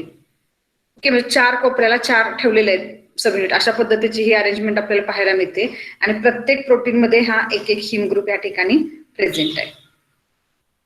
Okay, आणि मग ह्याचं जर detail structure as a protein म्हणून आपल्याला जर बघायचं म्हटलं, तर मग तुम्हाला इथेही या इमेज मध्ये दिसतंय बघा, म्हणजे अल्फा सबयुनिट नंतर बीटा सबयुनिट आहे. जर असं आपण बघितलं तर नंतर परत अल्फा आहे आणि परत बीटा, आणि पुन्हा आपण टेट्राहेड्रल जॉमेट्री कम्प्लीट करायचं म्हटलं तर पुन्हा अल्फा, म्हणजे अल्टरनेट अल्फा बीटा अरेंजमेंट पाहायला मिळते इकडे आपल्याला. ओके, आणि सेंटरला ही एक कॅव्हिटी दिसते बघा इथं, साधारण हा रिजन बघा, या रिजन मध्ये एक कॅव्हिटी आहे, सेंट्रलला जी असणार कॅव्हिटी आहे, म्हणजे हे प्रोटीन आपल्याला लक्षात येते ही कॅव्हिटी. म्हणजे हे प्रोटीन चारही बाजूंना म्हणजे सबयुनिट असोसिएशन आहे किंवा हे स्ट्रक्चरल ऑर्गनायझेशन आहे, आणि सेंट्रल रिजनला थ्रू आउट म्हणजे एका जरी आपण टॉप कडून बघितलं तर टॉप टू बॉटम सेंट्रल रिजनला आपल्याला कॅव्हिटी पाहायला मिळते. ओके, सो म्हणजे ही त्याची एक स्पेशालिटी आहे, म्हणजे एक स्ट्रक्चरल स्पेशालिटी आहे, आणि हे आपल्याला सगळा डाटा एक्सरे क्रिस्टलोग्राफिक अनालिसिस मधून मिळालेला आहे. आणि what ever him group is present here, it is in a ferrous state. Okay, heme group contains iron, and iron have its own 2 states as a ferrous state and ferric state. So in case of heme group which is present in the hemoglobin or myoglobin, this iron is in its a ferrous state, so it have ability to bind with the oxygen or CO2 like molecules. Okay, so what is the next slide is here. In this explanation about the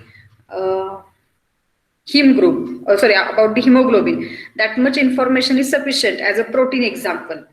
आणि मागेही आपण म्हटलं होतं बघा की एखादा जर protein आपल्याला स्टडी करायचा आहे तर त्याचा प्रोस्थेटिक ग्रुप पण आपल्याला माहित असला पाहिजे, किंवा इन शॉर्ट हिम ग्रुप जो आहे इकडे तो आपण शॉर्टली बघतो इकडे, कारण तो एक प्रोटीनचाच भाग आहे, त्यामुळे तो मायोग्लोबिन मध्ये पण आहे आणि हिम ग्रुप मध्ये पण आहे, त्यामुळे आपल्याला शॉर्टली बघायचाच आहे. Okay,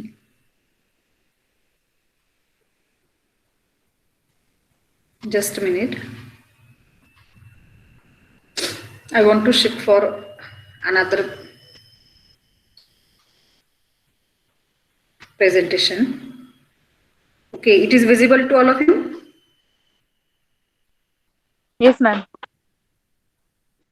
Okay, so what is the structure? पहिल्यांदा इथं आपण एक स्ट्रक्चर स्टडी करतो इकडे आणि मग आपण त्याचे बाकीचे डिटेल्स बघायचे आहेत. So here actually full open झालेला आहे हा. ओके, झूम घ्यायचा होता मला थोडा.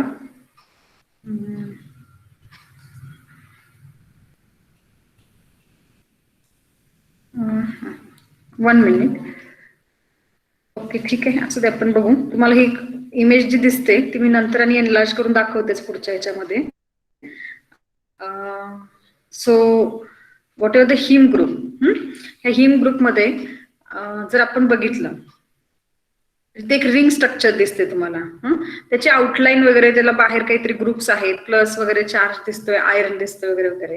हे काय स्ट्रक्चर आहे हे आपल्याला पुढे पुढे डिटेल बघायचंय. इन शॉर्टली आपल्याला फक्त हे इन्फॉर्मेशन म्हणून माहित असलं पाहिजे. सो इंडिव्हिज्युअल स्लाइड वरती आपण परत पुन्हा डिस्कशन करतोयच आपण. Okay, here many porphyrin rings or metalloproteins whatever present, they contains the porphyrin ring structure. Okay, and this porphyrin ring structure is referred as the heme, as a it is present as a prosthetic group in the some proteins. Okay, so that these proteins are called as a heme proteins, or sometimes hemoprotein or hemaprotein. Okay, किंवा separately पण हिम protein वगैरे असे शब्द लिहिले गेलेले आहेत लिटरेचरमध्ये. आपण कुठला तरी एक फॉलो करायचा शक्यतो. मग हिमचं स्पेलिंग हे HEME लिहायचं. मग त्याच्यावरून HEME आणि पुढे प्रोटीनचं स्पेलिंग कुठला तरी एक पॅटर्न फॉलो करण्यासाठी हे सफिशियंट आहे. ओके, सो ही जे प्रोटीन्स आहेत यांना मेटॅलोप्रोटीन्स पण आपण का म्हणतोय, कारण ह्याच्यामध्ये आयर्न आहे. सेंटरला हा आयर्न प्रेझेंट असल्यामुळे, मेटल आयर्न प्रेझेंट असल्यामुळे त्याला आपण मेटॅलोप्रोटीन्स पण म्हणतोय. Okay, then here whatever the heme, it is most commonly recognized as a component of the hemoglobin protein as a red pigment present in the red blood cells. Okay, along with this hemoglobin, some other proteins are also present in the human body, which contains a heme group as a prosthetic group. For example, myoglobin, cytochromes, catalase, or heme peroxidase, etc. Okay, all these proteins contains heme group for their function. Okay, mostly what is the function for the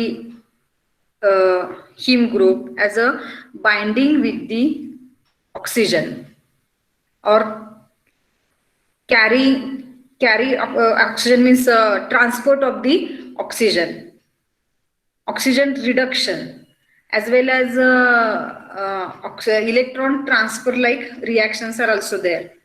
Okay, oxygen storage, oxygen transport, oxygen reduction, electron transfer like reactions are performed by the heme group. Whatever the protein, कुठलाही protein असते मग त्याच्यानुसार त्याचं function आहे. For example, myoglobin मध्ये स्टोरेजचा जर role असेल, haemoglobin मध्ये ट्रान्सपोर्टचा जरी रोल असेल.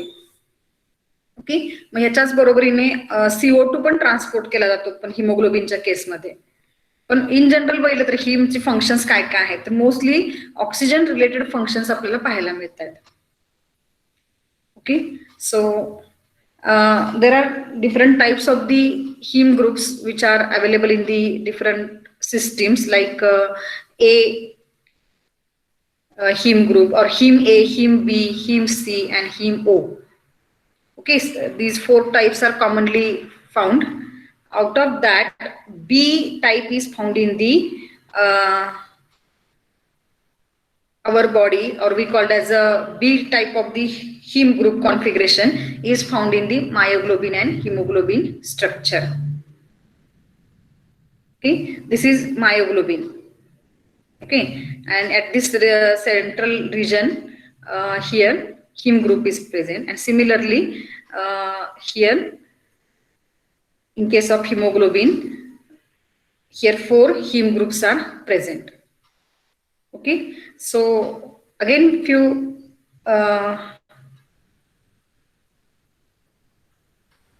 important things are there. Whatever the heme group, okay, its ring is considered as a 1 minute. Its ring is considered as a ferroprotoporphyrin ring structure. It is a organic part, means it contains the carbon, hydrogen, nitrogen. Okay, and at the central position iron atom is present, is called as an inorganic part.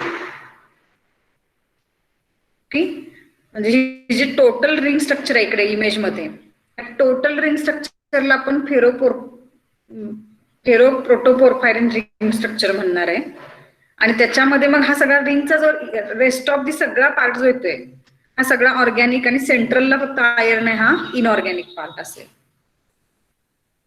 Okay, आणि मग याच्याच बरोबरीने ह्या ring structure मध्ये 4 pyrrole rings म्हणून सांगितलेले आहेत आपण. 4 pyrrole rings are present. Pyrrole ring means हे इकडे पेंटॅगॉन स्ट्रक्चर, इकडे एक आहे, इथे nitrogen containing pentagon ring structure, ह्या 4 बाजूला 4 आहेत. Okay, so these are the pyrrole ring structures, and so that this ring is also called as a tetrapyrrole ring. Okay, ring structure is called as a tetrapyrrole ring structure which joins with the 4 methyl groups and 2 vinyl and 2 propionate groups. Means 4 methyl म्हणजे इकडे CH3 म्हणजे methyl group मध्ये हा 1 2 आणि हा 4, 1 2 3 4 methyl groups are present here, while 2 vinyl groups means CH double bond CH2, हे 2 vinyl groups आहेत. आणि प्रोपियोनेट मीन्स प्रोपियोनिक ऍसिड, म्हणजेच केमिकली आपण जर बघितलं प्रोपियोनिक ग्रुप मध्ये तर CH3 CH2 COH म्हणजे इंडिव्हिज्युअल स्ट्रक्चर बघितलं तर. आणि मग रिंग मध्ये इथे जॉईन होताना इकडे जर आपण बघितलं तर CH2 COO minus.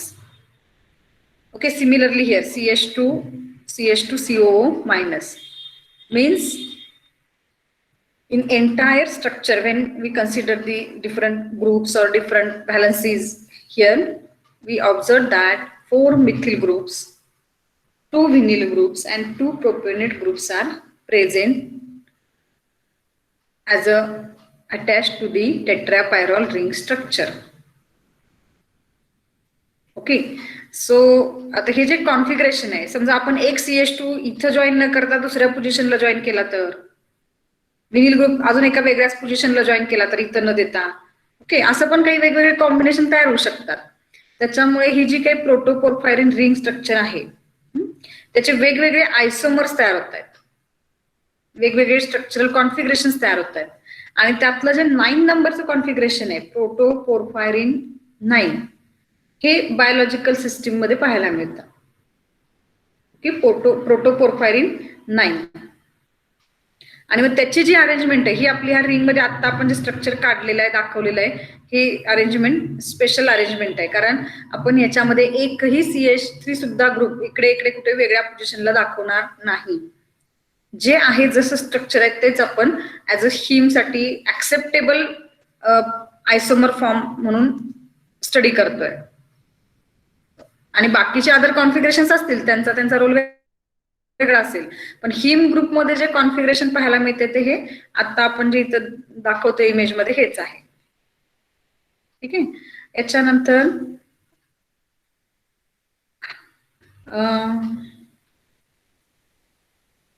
इकडे जेव्हा आपण प्रोटीनच्या केसमध्ये बघतोय प्रॉक्सिमल हिस्टिडीन आणि डिस्टल हिस्टिडीन, तर प्रॉक्सिमल हिस्टिडीन जो आहे, okay, proximal histidine is directly bonded to the iron atom. Histidine म्हणजे कुठून आला हा? आता प्रोटीन मधून पॉलिपेप्टाइड चेन, आयदर मायोग्लोबिन किंवा अल्फा सब युनिट किंवा बीटा सब युनिट, त्याच्यातून 2 हिस्टिडीन जे आहेत ते पॉकेटमध्ये प्रेझेंट आहे. म्हणजे प्रोटीनची जी ऍक्टिव्ह साईट आहे कॅव्हिटी किंवा पॉकेट, त्या पॉकेटमध्ये 2 हिस्टिडीन मॉलिक्युल्स आहेत. ऍक्च्युअली हिस्टिडीन हा पोलर अमायनो ऍसिड असल्यामुळे सरफेसला पाहिजे होता, सरफेस बाजूला, पण तो सरफेसला नाहीये, तो फंक्शन करण्यासाठी पॉकेटमध्ये आतल्या बाजूला आहे. दोन्ही हिस्टिडीन पॉकेटमध्ये आतल्या बाजूला आहेत. मग त्याचं रिझन काय? तर त्यातला एक प्रॉक्सिमल हिस्टिडीन म्हणून एकाचं नाव आहे आणि दुसऱ्याचं डिस्टल हिस्टिडीन म्हणून नाव आहे. हा जो प्रॉक्सिमल हिस्टिडीन आहे हा यालाच F8 रेसिड्यू असंही म्हणतात. F8 चा अर्थ काय? 8 alpha helices are present in myoglobin. Okay, जर आपण स्ट्रक्चरल लेवल बघितलं तर त्याच्यामध्ये अल्फा बीटा बीटा नाहीये, अल्फा कॉन्फिगरेशन्स आहेत, अल्फा हेलिक्स आहेत. मग हे जे 8 अल्फा हेलायसेस आहेत त्यांना नावं दिलेत ABCDEFGH पर्यंत नावं आहेत. ओके, मग त्यातला जो F आहे, F रिजन, त्या F रिजन मधला 8 नंबरचा, म्हणून त्याला F8 रेसिड्यू म्हणायचं. आणि टोटल चेन मध्ये जर आपण बघितला, तर तो 93 नंबरचा आहे. ओके, मग हा जो हिस्टिडीन आहे हे एक्सप्लेनेशन तुम्ही मायोग्लोबिन मध्ये पण ऍड करू शकता आणि हिमोग्लोबिनच्या प्रोटीन स्ट्रक्चर मध्ये ऍड करू शकता, म्हणून मी इथं कॉमनली डिस्कस करते. ओके, हा जो F8 रेसिड्यू आहे हे दोन्हीही प्रोटीन मध्ये सेम आहे, कारण दोन्ही प्रोटीनची फंक्शन्स ऑक्सिजन बाइंडिंग साठी आहेत. एक्स्ट्रा आहेत ते ऍडिशनल आहेत, मेन फंक्शन आहे ते ऑक्सिजन बाइंडिंग साठी.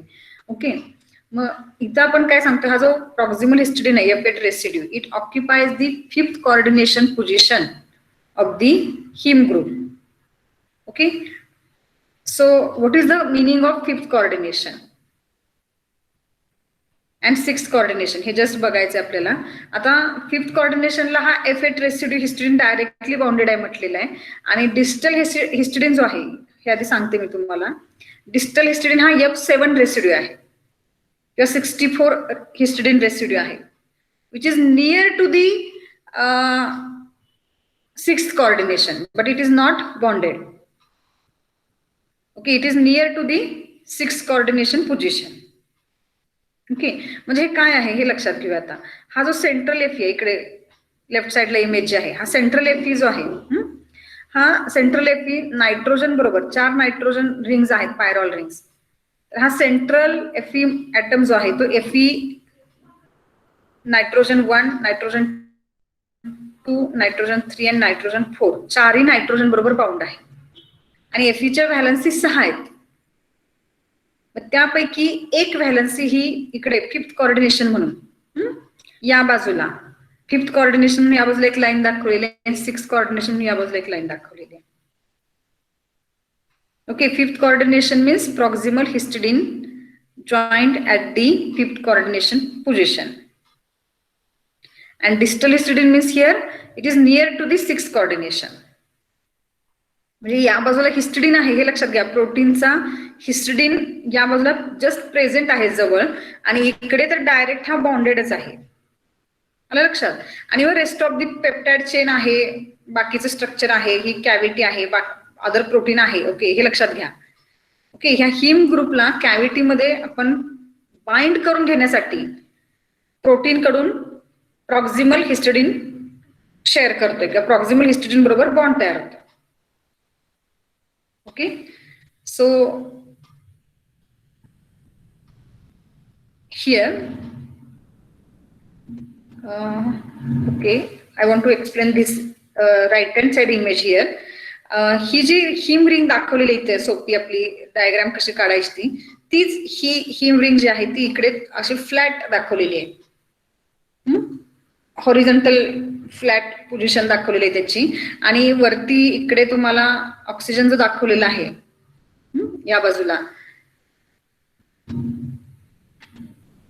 इकडे ऑक्सिजन दाखवलेलं आहे बघा. ओके, आणि इकडे ही रिंग दाखवलेली आहे प्रोटीनची, म्हणजे हिस्टिडीनचं स्ट्रक्चर दाखवलेलं आहे. हिस्टिडीन 93 म्हटलेलं आहे इकडे, म्हणजे हा हिस्टिडीन ह्या रिंगला जॉईन आहे हे लक्षात घ्या. आणि 6 कोऑर्डिनेशन पोझिशनला ऑक्सिजन आहे बाइंड, आणि त्याच्यात जवळ डिस्टल हिस्टिडीन प्रेझेंट असेल. आणि मागेही मी सांगितलं बघा, हे रिंग आणि त्याच्या 5th आणि 6th कोऑर्डिनेशनचं जर आपण बघितलं तर त्या परपेंडिक्युलर टू इच अदर आहे. म्हणजे रिंगचं जर प्लेन सरफेस जर असा प्लेन प्लॅटफॉर्म असेल तर त्याला परपेंडिक्युलर 5th आणि 6th पोझिशन्स येतात.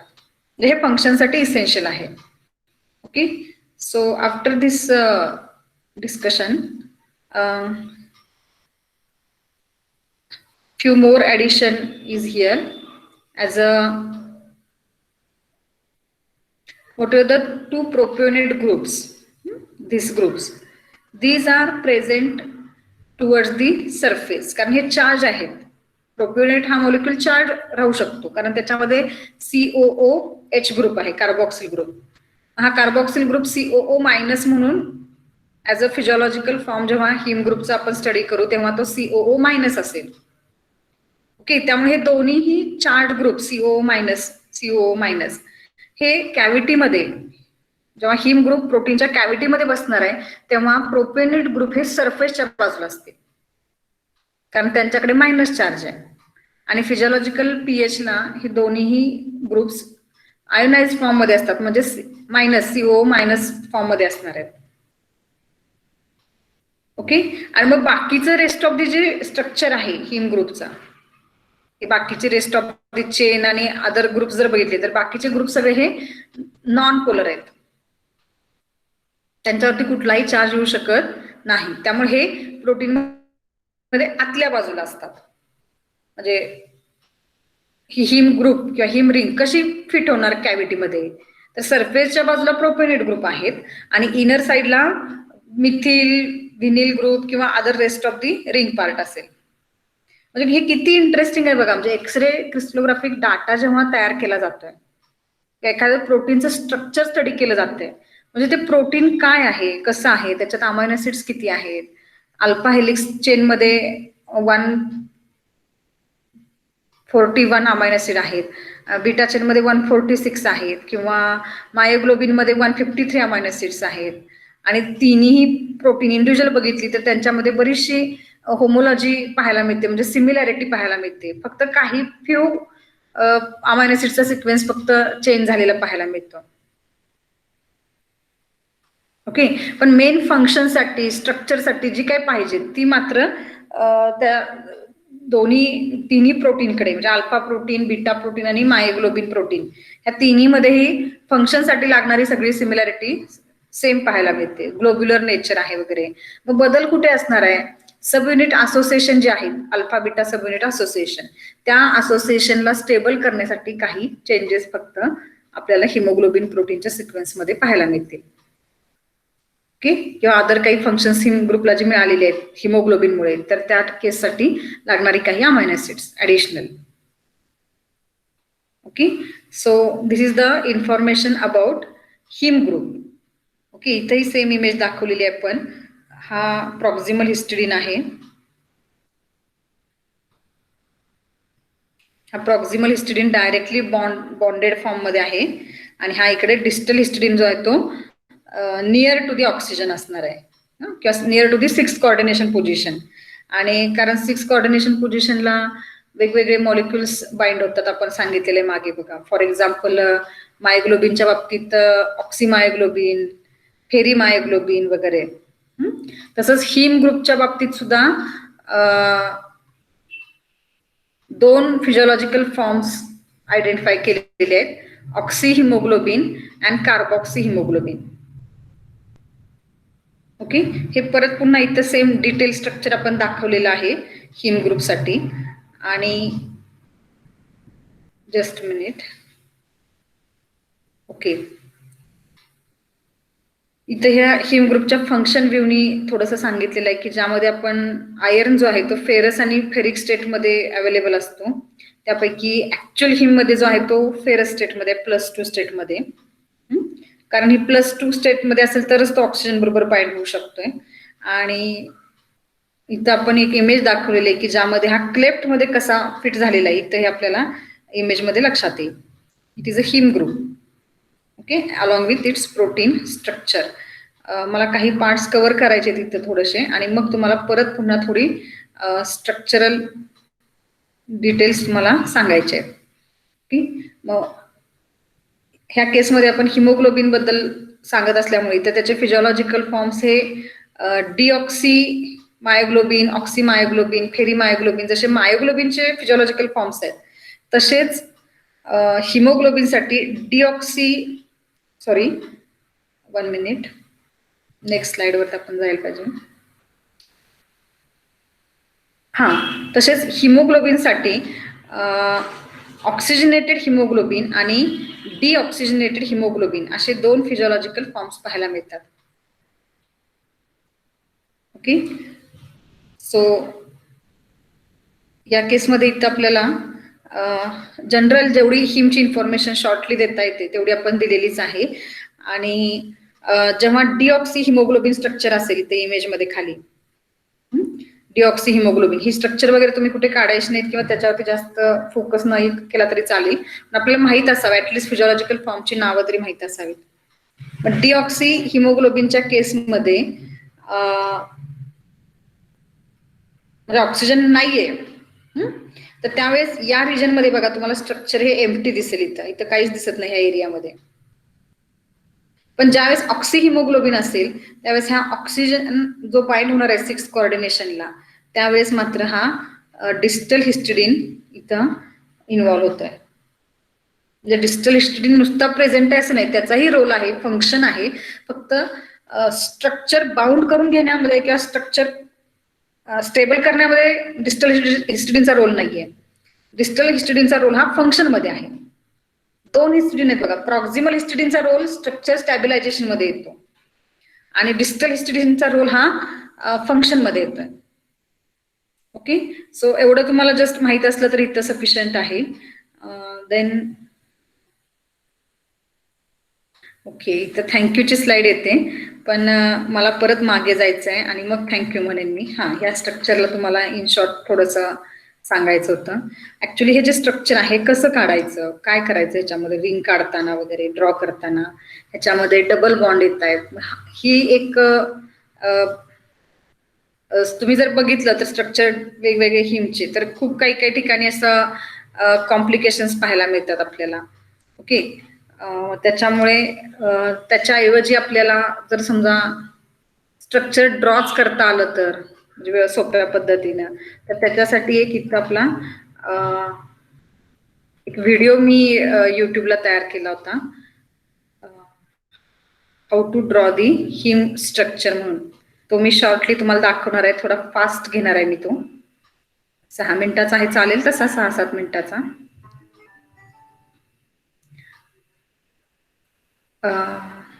जस्ट मिनिट, इथं एक व्हिडिओ सुरू होतोय आता. तो स्क्रीन दिसली का तुम्हाला त्याची? हो, दिसले. आता इथं तुम्ही ओके थँक्यू. हे आपल्याला नको आहे आता स्ट्रक्चर. ओके, ठीक आहे, असं हे बाजूला राहील काही हरकत नाही. तर हे स्ट्रक्चर ड्रॉ कसं करायचं म्हणजे आता आपल्याला जरी ड्रॉ करायचं म्हटलं तरी करता येतं, हे लक्षात घ्या. इव्हन आपल्याला आपलं मायोग्लोबिन स्ट्रक्चर ड्रॉ करता येतं, haemoglobin structure short hand representation करता येतं. अशा काही क्लू असतात हे स्ट्रक्चर ड्रॉ करण्याचे. त्याच्यामुळे हे हिमचं स्ट्रक्चर पण इथं कसं ड्रॉ करायचं ह्याचा एक आपण हा व्हिडिओ तयार केलेला आहे, तो मी तुम्हाला आता चालू करते. ओके, इथं खाली गेलं का हे?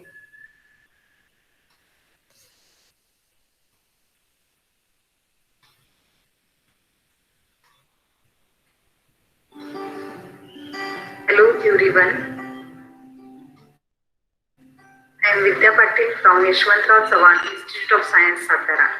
Today I will teach you how to draw the heme structure. It is drawing of heme group which is present in the myoglobin and hemoglobin-like proteins as a prosthetic group. First upon, draw a single line. First draw the outline of the structure and later on addition of one by one group is there. So first draw single line, then next drawing of the outline of the structure. So in this way there is total outline of the heme group is first upon present on this screen. Later on there is a addition of 4 nitrogen atoms. Okay. Then draw the nitrogen atom bond with its ring, that is pyrrole ring. This completion of 4 pyrrole rings are here. Then place the double bonds as a first is shown in this diagram. Then this one. Then again third double bond is placed here. Again draw double bonds at this right side of the ring structure. Okay. Then place the double bond at the bottom of this region and later on draw the Fe atom at the center of ring. Draw the Fe atom at the center of ring and then draw 4 bonds Fe atom to nitrogen atom. Okay. Then there is a placing of 6th and 5th coordination in the structure. As a heme group contains methyl group, vinyl group and propionate groups. So for that, just first I will draw here methyl groups, one by one drawing of the different groups. Second methyl group, then third methyl group. Just at this position, there is a drawing of methyl group. Okay. Then fourth methyl group is there. Then draw vinyl groups in CH double bond CH2. Again draw next vinyl group. Okay. At this position, just I shift this window here. Later on, draw this propionate group CH2 CHO minus and next propionate group COO. Either you place here hydrogen or minus sign here also. Okay. If there is a minus sign, then place one positive sign here. Here also, it's 2 minus and 2 plus charges on the molecule when it is present in its physiological condition. So, after the sketching of all these 4 pyrrole rings, that is inbuilt tetrapyrrole ring structure, there is a drawing of methyl, vinyl and propionate groups. These are propionate groups and here 2 vinyl. बाकीचं discussion same आहे की जे आता आपण सांगितलेलं होतं total आपल्या presentation मध्ये. आणि इथं फक्त एक फायनल स्ट्रक्चर आपण जेव्हा बघतोय तेव्हा इथे एक चार्ज वाढवलेला आहे. ह्या इमेज मध्ये दिसत नाही आता कारण स्क्रीन मध्ये अजून कंटिन्यू परत केलेलं आहे स्ट्रक्चर.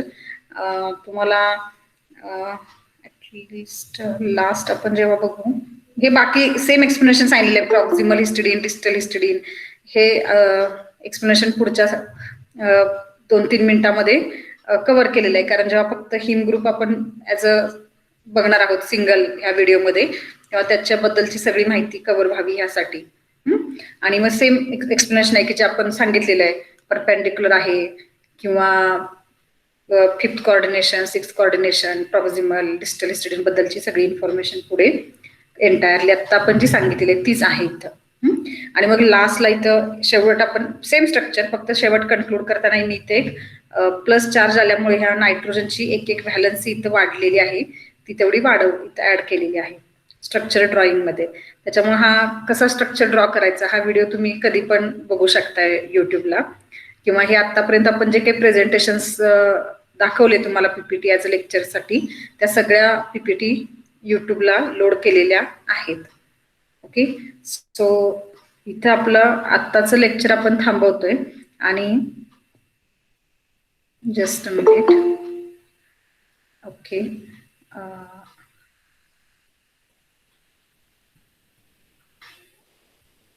इथं अटेंडन्स सेव्ह होते की नाही माहीत नाहीये, तर आपण एक आपला स्क्रीनशॉट काढून ठेवूया. म्हणजे आपले 26 स्टुडंट प्रेझेंट होते ह्या लेक्चरसाठी, हे आपल्याला अटेंडन्समध्ये लक्षात येतं. पेंटमध्ये आपण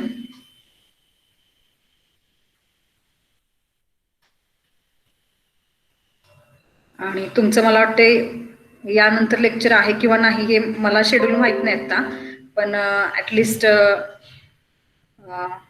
मी आत्ता इथे थांबणार आहे आणि तुम्ही जर तुमचं इतर काही लेक्चर सेशन्स असतील तर पुढे कंटिन्यू जॉईन व्हायचं आहे.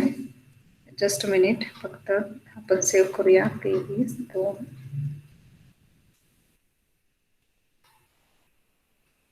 ओके,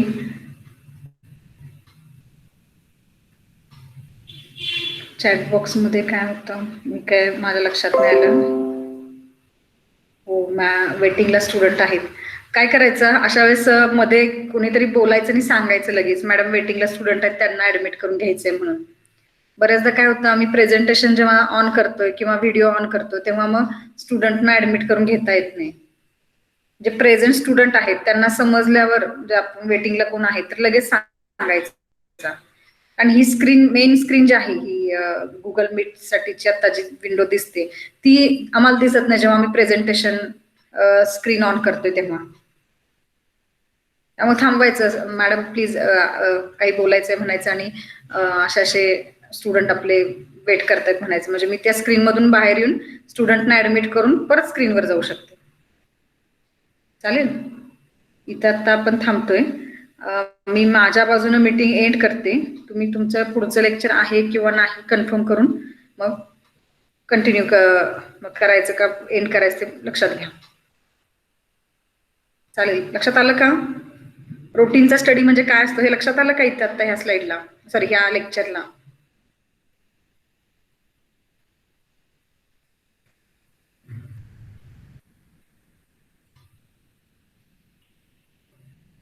चालेल, मला तुम्ही नंतर आन्सर द्या. मग मी माझ्या बाजूने आता एंड करते मीटिंग.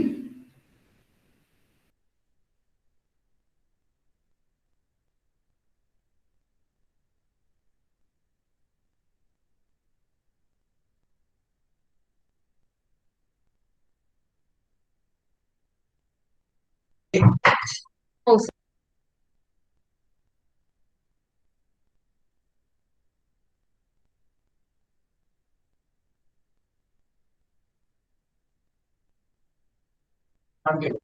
हो, good afternoon all.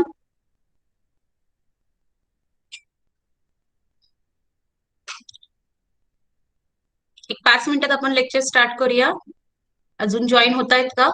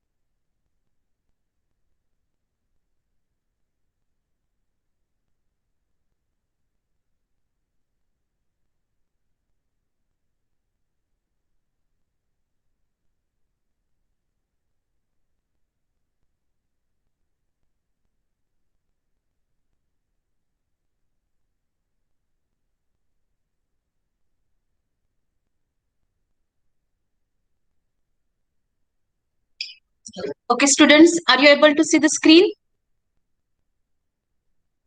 Yes, please reply.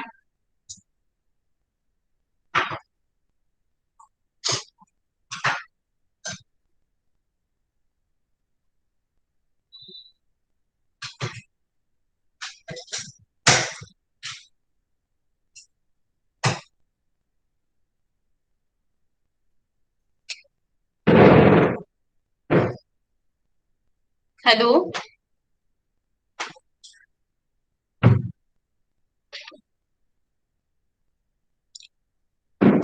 Hello, Supriya Koekar. Am I audible to you? नाही दिसत मॅम स्क्रीन Hello, Supriya. दिसत नाहीये मॅम स्क्रीन विजिबल नहीं है. नाही स्क्रीन नाही मॅम दिसत.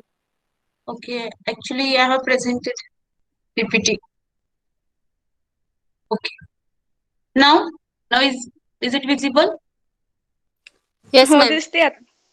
Okay. ma'am. So last time we have discussed actinobacteria phylum. We have seen the general characteristics, then classification,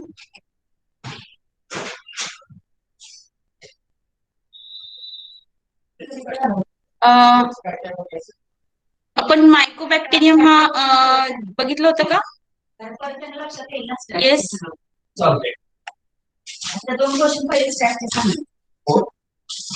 हे स्टुडंट आपण मायकोबॅक्टेरियम हा पॉइंट डिस्कस केलाय का?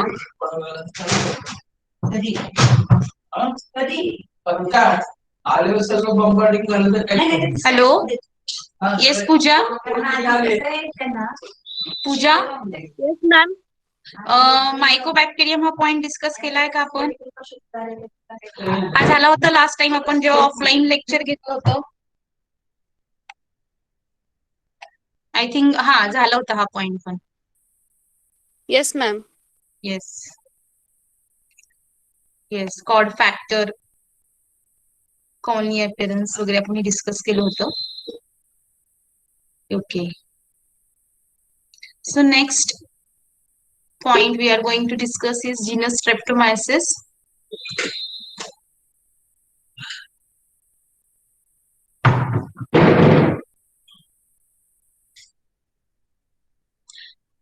So Streptomyces, it is filamentous soil organism which are composed of with 4 genera. That is actually actinomycetes which are found in soil and belongs to filamentous group of bacteria. They are composed with 4 genera: Streptomyces, Frankia, Actinomyces, and Nocardia. Okay, and these 4 genera are listed under the Actinobacteria. Okay, so the genus Streptomyces, it is the best known example of actinomycetes. All of you know the Streptomyces, its characteristics, as also you know about the streptomycin antibiotic. Okay, so it is the best known example of actinomycetes, and it is one of the bacteria most commonly isolated from soil. If you want to see its general characteristic like reproduction or its cultural characteristics, then you can see the reproductive Streptomyces produce the reproductive or sexual spores at the end of the aerial filament. Okay, so if each spore lands on a suitable substrate, it is capable of germinating into the new colony. Okay, so Streptomyces, it forms a filamentous growth. It shows the filamentous growth at the tip of the aerial filaments or aerial hyphae. They form reproductive or sexual spores, and these asexual spores are capable of germinating into new colony when they land or when they fall on a suitable substrate. Okay. Also, these organisms are strict aerobes. These are strict aerobic organisms. They often produce extracellular enzymes that enable them to utilize proteins, polysaccharide, and many other organic materials found in soil. That is, Streptomyces, they are able to produce the different types of the extracellular enzymes. म्हणजे economically आपण जर बघायला घेतलं तर ऍक्टिनोमायसिट्स त्याचं economical किंवा industrial importance आपण बघू शकतो की these organisms are able to produce different extracellular enzymes, and so with the help of these extracellular enzymes they can utilize protein, polysaccharides and many other organic materials. Streptomyces characteristically produce a gaseous compound called as geosmin. Excuse me.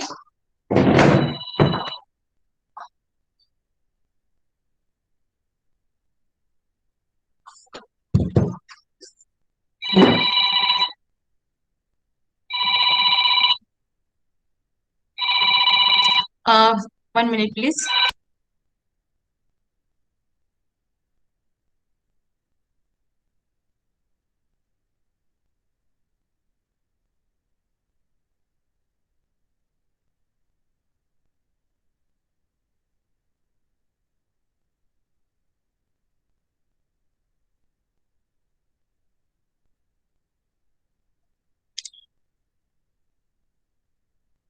So this streptomyces, they characteristically produce a specific compound, gaseous compound. You must heard about this gaseous compound named as geosmin.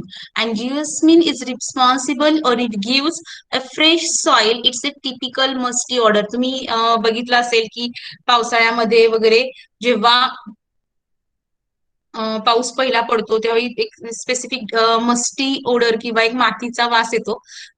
तुम्ही BSc मध्ये शिकला असाल की हा कशामुळे येत असतो, तर सॉइल मध्ये जे येस रजपूत कोणी आता हँड रेस केला, काही विचारायचं आहे का बाय मिस्टेक झालेला? बाय मिस्टेक झालं तुम्ही.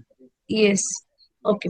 सो हा जो मस्टी ओडर आहे तो ऍक्टिनोमायसिस, पर्टिक्युलरली जे स्ट्रेप्टोमायसिस सॉइल मध्ये प्रेझेंट असतात, ते produce a specific gaseous compound known as the geosmin, and this geosmin is responsible for this musty odour. Okay.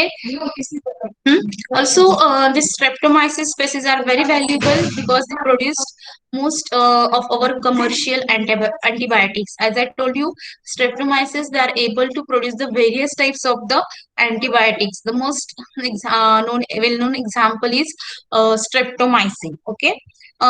There are nearly 500 described species of this streptomyces. Streptomyces filaments are typically, let's see morphology. Streptomyces filament are typically 0.5 to 1 micrometer in diameter and of indefinite length. म्हणजे ते किती filament grow होऊ शकतात. They often lie across walls in the vegetative space. Streptomyces grow at the tip of the filament and may branch often. Generally, ते जे filaments किंवा हायपी असतात त्यांचे ब्रांच जे टिप्स आहेत ते ग्रो होत राहतात. इथे खाली डायग्राम्स दिसतात बघा, दिसतात, आणि त्यामध्ये आणि नंतर त्याची फिलामेंट त्यामुळे ग्रोथ होऊ शकते. Also they produce spores. Okay.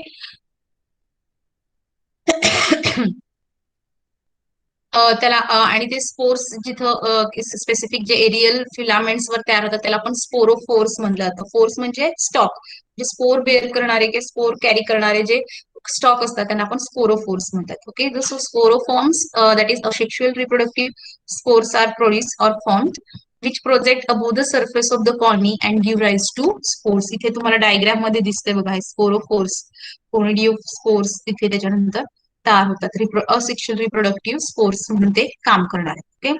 Streptomyces spores are called as conidia. Conidia spores, स्पोरला काय म्हटलं जातं, conidia. they are quite distinct from the endospores of bacillus and clostridium. जरी बॅसिलस किंवा क्लॉस्ट्रिडियम सारख्या ऑर्गॅनिझम्स, बॅक्टेरिया स्पोर्स तयार करत असले तरी हे जे कोनिडिया आहेत आणि बॅक्टेरियल एंडोस्पोर यांच्यामध्ये स्ट्रक्चरल त्याचबरोबर फंक्शनल डिफरन्स आहेत. एंडोस्पोर्स कशासाठी तयार होतात, bacillus, Clostridium, these are acting as a resistant body or resistant structures, while in case of streptomyces they are acting as a reproductive spores. Okay, reproductive structures. Understood this point? Diagrams बघा, इथे. Growing phase किंवा grow होताना कसे त्याच्यामध्ये changes होतात बघा.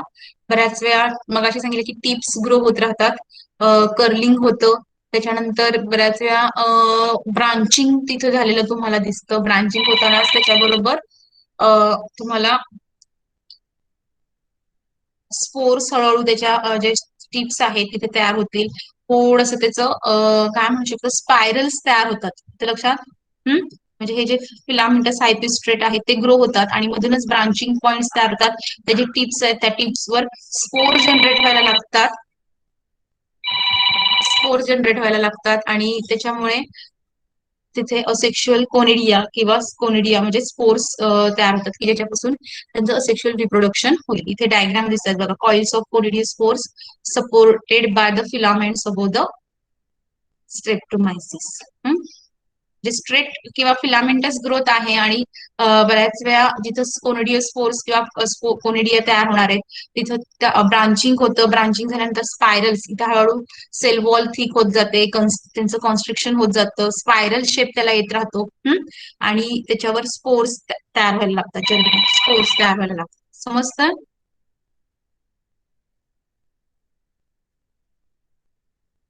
इथे खाली पिक्चर्स आहेत त्याचे, वेगवेगळे टाइप्स इथे दाखवलेले आहेत. इथे कॉलनीज आहेत. साधारण त्याचा अपीरन्स स्ट्रेप्टोमायसिस कॉलनीचं बऱ्याच वेळा तुम्ही एखादं कंटॅमिनेशन असेल किंवा सॉइल मधून ऑर्गॅनिझम जर आयसोलेट करत असाल तर तुम्हाला एक अशी ऍक्टिनोमायसिस टिपिकल कॉलनीज तुम्हाला दिसून येतात. इथे लक्षात साधारण अशा टाईपचे अपीरन्स स्ट्रेप्टोमायसिस कॉलनीचे तुम्हाला दिसून येतो. व्हाईटिश कलरच्या कॉलनीज असतात. रेडियल फॉर्मेशन किंवा मायसिलियम फॉर्मेशन तुम्हाला दिसतं.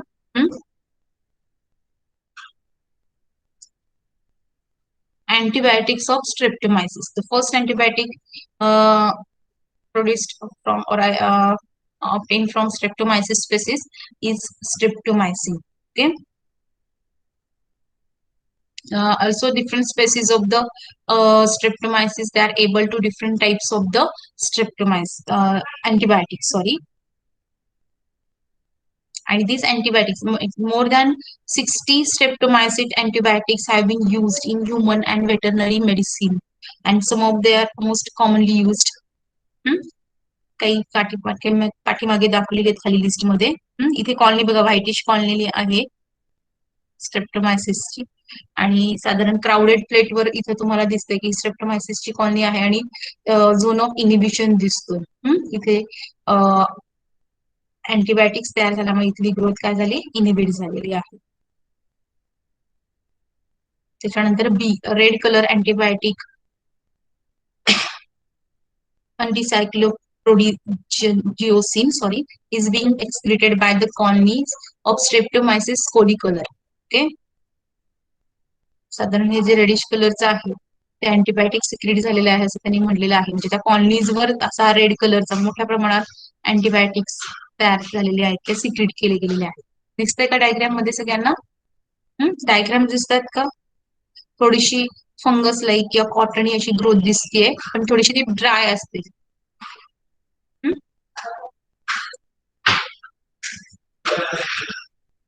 इथे काही antibiotics are listed in this table which are commonly produced by Streptomyces species. Tetracycline, neomycin, streptomycin, erythromycin, nystatin, amphotericin, chloramphenicol. So these are the different antibiotics produced by the different species of streptomyces, and mostly these antibiotics are effective or they are active against the gram-negative organisms, as well as some of these are active against the gram-positive bacteria. Some are acting as a broad spectrum antibiotics. Okay, so this is all about the streptomyces. Next, Genus is Actinomyces. Next genus is Actinomyces. आपण जेव्हा ऍक्टिनोबॅक्टेरिया म्हणतो, ऍक्टिनोबॅक्टेरिया हा phylum आहे आणि त्याच्यामध्ये हे वेगवेगळे आपण क्लासिफिकेशन बघत आलोय. तर इन जनरल आपण काय टर्म वापरतो? ऍक्टिनोमायसिस. इन जनरल आपण ऍक्टिनोमायसिस ही टर्म वापरतो, पण ऍक्च्युली ऍक्टिनोमायसिस एक जीनस आहे. ऍक्टिनोबॅक्टेरिया आपण जर हा फायलम जर कन्सिडर केला तर त्याच्यामध्ये कोरिनोबॅक्टेरियम आहे, मायकोबॅक्टेरियम आहे, स्ट्रेप्टोमायसिस आहे, म्हणजे वेगवेगळे ऑर्गॅनिझम्स त्याच्यामध्ये येतात. पण आपण इन जनरल ऑर्गॅनिझम्सला ऍक्टिनोमायसिस म्हणलं जातं. ऍक्च्युली ऍक्टिनोमायसिस हे काय जीनस आहे. आणि जेव्हा आपल्याला ऍक्टिनो बॅक्टेरिया असं आपल्याला ऍक्च्युली वर्ड किंवा तो स्पेसिफिक वर्ड वापरला जायचे general ग्रुपसाठी. So next group of actinomyces are genus Actinomyces. Actinomyces, they consist of facultative anaerobic organisms that are found in the mouth as well as throat of the humans and animals. All species grow best under the anaerobic conditions. That is, they are facultative anaerobic organisms, so they are able to grow under the anaerobic conditions also. They occasionally form filamentous growth that can fragment actinomyces that can fragment into cocci or bacilli, that is rod-shaped organisms. Actinomyces species may form the endospores, while individual bacteria are rod-shaped. मग अशा की fragments त्या filamentous filament झाल्यानंतर त्याचं eventually fragmentation होतं आणि त्याच्यापासून rod-shape organisms तयार होतात. Actinomyces colonies, they form the fungus-like branch network. मग अशी आपण स्टेप्टोमायसिसची कॉलनी बघितली, त्याचे ऍक्च्युली अगार सरफेसवर कसे ग्रोथ होतात याचा अपिअरन्स आपण बघितला. Actinomyces, they also form the fungus-like branch network. They form the fungus-like colonies with cottony growth मला दिसून येते. The aspects of these colonies initially led to the incorrect assumption that the organism was fungus and to the name Actinomyces or ray fungus. आपण सुरुवातीला introductory part मध्ये हा point discuss केलेला आहे की Actinomyces हे नॉमेनक्लेचर हे ट्रेडिशनल नेम कसं तयार झालं. One species, that is Actinomyces israeli, causes actinomycosis, a tissue-destroying disease usually affecting the head, neck, and lung. That is, some species of the Actinomyces, they are pathogens. For example, Actinomyces israeli, it causes the actinomycosis. Actinomycosis, in this condition, in which the tissue get destroyed, affecting the head, neck, and lungs. So that organism is a pathogenic one. Okay, since actinomyces are a group of actinomyces, some species belong to the genus playing an important role in soil ecology. जे सगळे spaces pathogens आहेत असं नाही. लक्षात, most of the organisms are found in soil. They produce a number of enzymes that help the degrade organic plant material, lignin and chitin, and so as such their presence is important in the formation of compost. Composting साठी सुद्धा ह्या Actinomyces species important आहे. They are able to produce extracellular enzymes which help degradation of organic plant material like lignin or chitin. Diagrams बघू शकता. Actinomyces generally तुम्ही जर एखादी slide किंवा एखादी स्टेनिंग करून बघितलं मायक्रोस्कोप खाली तर Actinomyces तुम्हाला साधारण असे दिसतात. फिलामेंटस त्याचं फ्रॅगमेंटेशन झाल्यानंतर अनइक्वल त्याचे फ्रॅगमेंट्स तयार झालेले असतात. काही ब्रांच तुम्हाला दिसून येतात. बऱ्याच वेळा तुम्ही जेव्हा अशी कॉटनी किंवा अशी थोडीशी ड्राय कॉलनी असेल आणि त्याचं जर सस्पेन्शन करून तुम्ही मायक्रोस्कोप खाली बघितली तर तुम्हाला साधारण स्लाइड किंवा ऑर्गॅनिझमची मॉर्फोलॉजी असं दिसून येते. अनइक्वल ब्रांचिंग फ्रॅगमेंटेशन झाल्यामुळे रॉड्स अनइक्वल रॉड्स शेप्स म्हणजे रॉड्स साईज तुम्हाला दिसून येतो. काही ऑर्गॅनिझम ब्रांच दिसून येतात. Okay, so this is all about the Actinomyces. Then next is genus Frankia. The next group of Actinomyces is genus Frankia.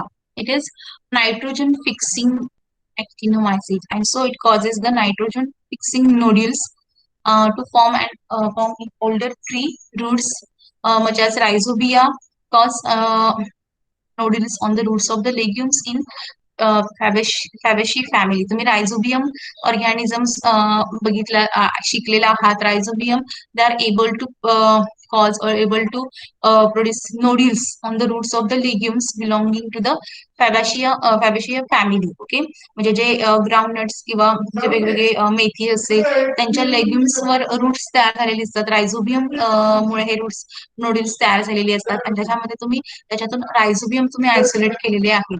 So Frankia is also nitrogen fixing organisms which also able to form root nodules in roots. इथे diagram मध्ये तुम्हाला पाठीमागे खाली picture मध्ये दिसत आहे. Okay, so the organisms are able to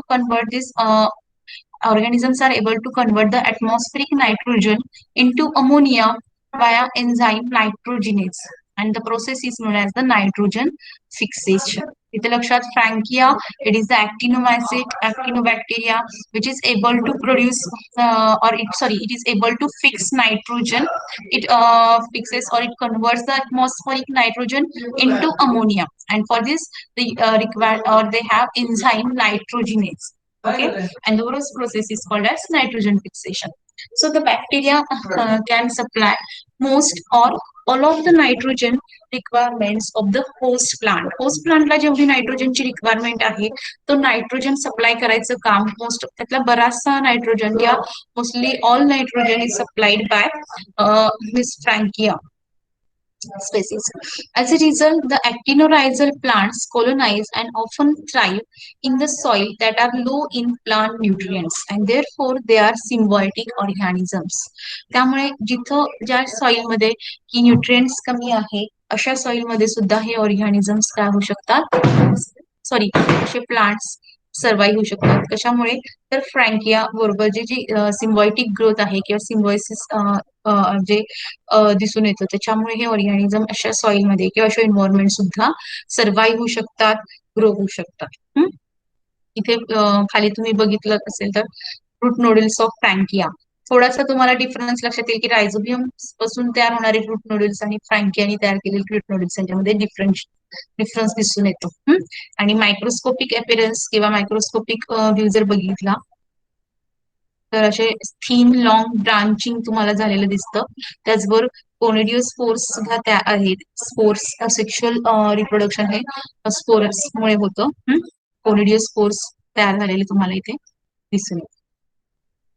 next genus is nocardia. समजतंय का सगळ्यांना? येस, समजतायत का पॉइंट्स?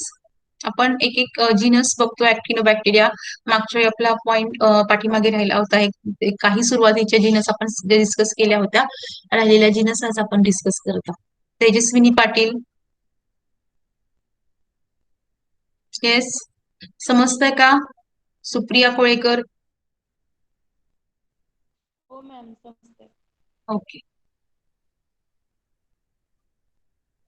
सो जीनस नोकार्डिया, तुम्ही नोकार्डिया ऐकला असेल, पॅथोजेन म्हणून ऐकलं असेल किंवा ऍसिड फास्ट ऑर्गॅनिझम म्हणून तुम्ही स्पेसिस ऐकली असेल. Okay, so another group of actinomycete is genus Nocardia. The genus Nocardia morphologically resemble actinomycetes. However, these bacteria are aerobic. Actinomyces species आपण बघितली, it is facultative anaerobic, while Nocardia it is aerobic organism. आणि स्ट्रेप्टोमायसिस आपण strictly aerobic organisms म्हणून बघितले. So to reproduce they form the rudimentary filaments which fragments into short rods. म्हणजे generally actinomycetes मध्ये एक general feature आपण बघू शकतो की फिलामेंटस ग्रोथ दिसते, पण एका स्पेसिफिक पिरियड नंतर त्या ज्या फिलामेंट्स आहेत त्याचं फ्रॅगमेंटेशन होतं आणि त्या फ्रॅगमेंटेशन पासून रॉड्स तयार होतात. काही स्पेसिसच्या बाबतीत ह्या फिलामेंटचं फ्रॅगमेंटेशन होऊन पोकळ सुद्धा तयार झालेले तुम्हाला दिसते. The structure of their cell wall it resembles that of the mycobacteria. Therefore, they are often called as acid fast. आपण मायकोबॅक्टेरियांच्या बाबतीत बघितलेलं आहे किंवा तुम्ही BSc पर्यंत ऍसिड फास्ट ऑर्गॅनिझम शिकलेला आहात. सो हे जे ऍसिड फास्ट ऑर्गॅनिझम्स असतात they have a distinct chemical nature or distinct structure of cell wall. Okay, they have high content of lipids, particularly glycolipids and mycolic acid in their cell wall. And because of this lipids, that is glycolipids or mycolic acids, they acquired acid fastness, or they are known or they acquire this property, that is acid fastness. Okay. Also, these organisms are catalase positive, as obviously they are aerobic organisms, so they show catalase positive test. Nocardia species are common in soil. Some species, such as Nocardia asteroids, occasionally cause a chronic, difficult to treat pulmonary infections. As I told you, this Nocardia, some species of Nocardia, for example, Nocardia asteroids, they are they are pathogens. They cause the chronic, difficult to treat pulmonary infection, and this infection is named as COPD. Okay, COPD means chronic difficult to treat pulmonary infections. Okay, Nocardia asteroids is also one of the causative agent of mycetoma. Mycetoma, it is a localized destructive infection of feet or hands. बऱ्याच वेळा पायाला किंवा हाताला थोडंसं तिथल्या tissue denature किंवा destroy झालेले तुम्हाला दिसतात, तिथं निक्रोसिस झालेलं दिसतं, त्याला त्या कंडिशनला मायसिटोमा म्हटलं जातं. आणि mycetoma is caused by Nocardia asteroids. Most Nocardia infections are acquired by the inhalation of the bacteria. That is, they are able to cause a lung infection or respiratory infections, or through traumatic introduction. Traumatic introduction means what? की बऱ्याच वेळा injury असेल किंवा operations झालेले असतात, काही wounds असतात, त्या थ्रू सुद्धा त्याचं इन्फेक्शन होऊ शकतं. And therefore, these organisms are considered as biosafety level 2 organism.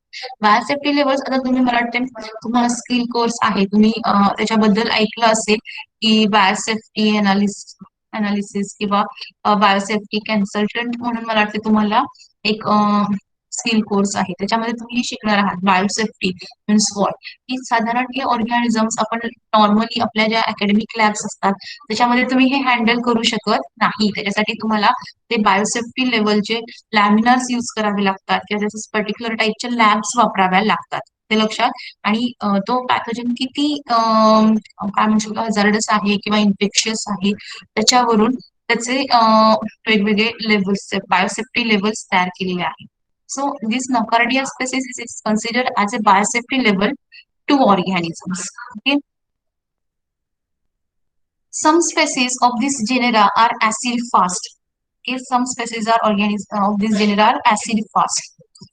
Meaning acid fast या शब्दाचा अर्थ काय होतो की जनरली ते these organisms are not easily decolorized by using usual decolorizing agents like alcohol. And for decolorization we have to use the acid plus alcohol. म्हणजे नुसतं acid किंवा नुसतं अल्कोहोल वापरून हे ऑर्गॅनिझम डिकलराइज होत नाही, जसं ग्राम स्टेनिंग मध्ये होतं. त्यांच्या ग्राम डिकलरायझेशन साठी we have to use alcohol plus acid, sulfuric acid or hydrochloric acid. Okay, and this acid fastness is due to the presence of mycolic acid in their cell wall. Okay, majority of the strain possess the cord factor, an important virulent factor. जे cord factor आपण मागच्या वेळी discuss केला होता, it also acts as an important virulent factor. You can see the appearance of colony.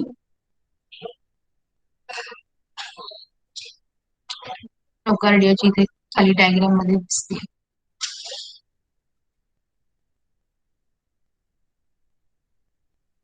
The various species of Nocardia are pathogenic bacteria with low virulence. Therefore, clinically significant disease most frequently occur as an opportunistic infection in those with the weak immune system, such as small children, elderly, and the immunocompromised, that is infected, HIV infected individuals.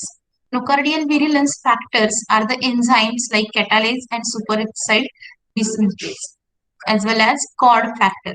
Cord factor which interferes with the phagocytosis by macrophages by preventing the fusion of phagosome with लायसोझोम म्हणजे nocardia बऱ्याचशा species आहेत न्यूकार्डियाच्या, त्या pathogenic आहेत, काही mild pathogenic आहेत, काही with low virulence आहेत, पण त्याच्यामुळे इन्फेक्शन्स होतात. मग इन्फेक्शन्स कुणामध्ये होतात, तर जे लहान मुलं आहेत, जे एल्डर पीपल आहेत, त्याचबरोबर इम्युनो कॉम्प्रॉमिस्ड म्हणजे ज्याच्यामध्ये इम्युन पॉवर कमी झालेली आहे, वीक आहे, असे HIV इन्फेक्टेड पर्सन्स मध्ये हे नोकार्डियल इन्फेक्शन झालेलं दिसून येतं.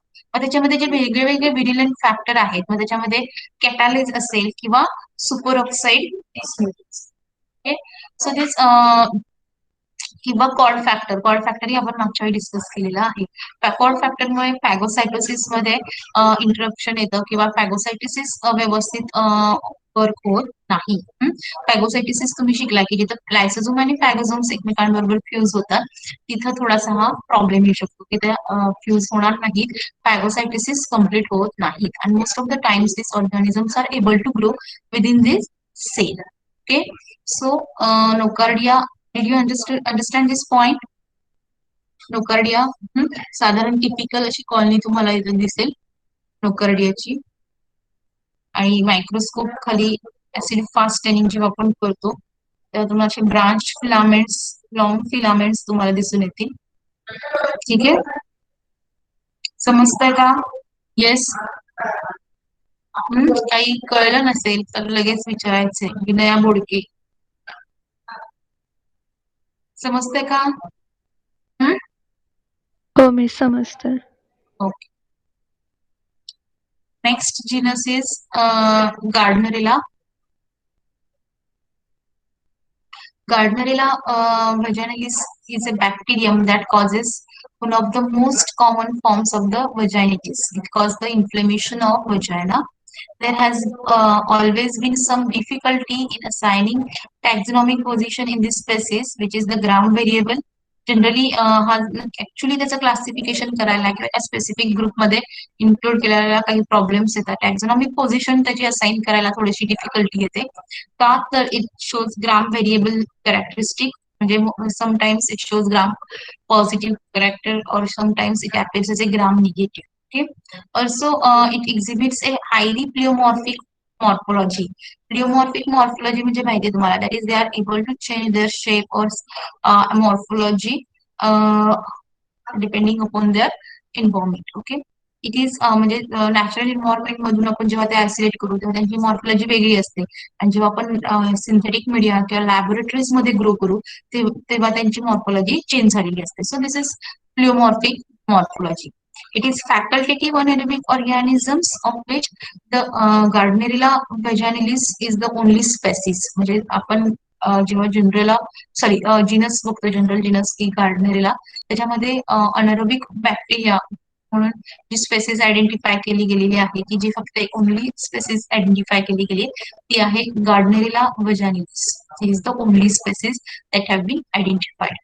The organisms are small, non-spore forming, non-motile cocobacilli. They are small, non-spore forming म्हणजे कोनिडिया किंवा सेक्शुअल स्पोर्स तयार होत नाहीत. त्याचबरोबर त्याचे जे फिलामेंट्स येतात त्याचं जे ब्रांचिंग किंवा फ्रॅगमेंटेशन होतं, त्या फ्रॅगमेंटेशनमुळे कोकोबॅसिला तयार झालेले तुम्हाला दिसतात. म्हणजे खूप फ्रॅगमेंटेशन झाल्यामुळे साधारण कोका शेप्ड ऑर्गॅनिझम्स तुम्हाला मायक्रोस्कोप खाली दिसून येतात. इथे साधारण स्टेनिंग केलेलं आहे बघा, कोकोबॅसिला दिसून येतात. So these are all species or genus that we have seen under the phylum Actinobacteria. Okay, Actinobacteriaचं आपण डिटेल क्लासिफिकेशन बघितलेलं आहे. समजलंय का इथपर्यंत? येस, पॉइंट समजलाय का? इथपर्यंत समजलंय क्लासिफिकेशन? मागच्या वेळी काही जिनस आपण डिस्कस केल्या होत्या, यावेळी राहिलेल्या डिस्कस करेल. मला वाटते गुगल क्लासरूम वर ही ऍक्टिनोमायसिसची पीडीएफ शेअर केली का बघा. या त्याचबरोबर जी आपली नेहमीची पीपीटी आहे ती सुद्धा मी गुगल क्लासरूम पोस्ट करेन, त्याच्यावरून तुम्ही नोट्स तुमच्या काढू शकता. ठीक आहे. Okay, now last point from this Actinobacteria point, that is Industrial importance of actinobacteria. Industrial importance of actinobacteria. Industrially आपण जर बघितलं तर organisms sorry actinobacteria they are most important organisms.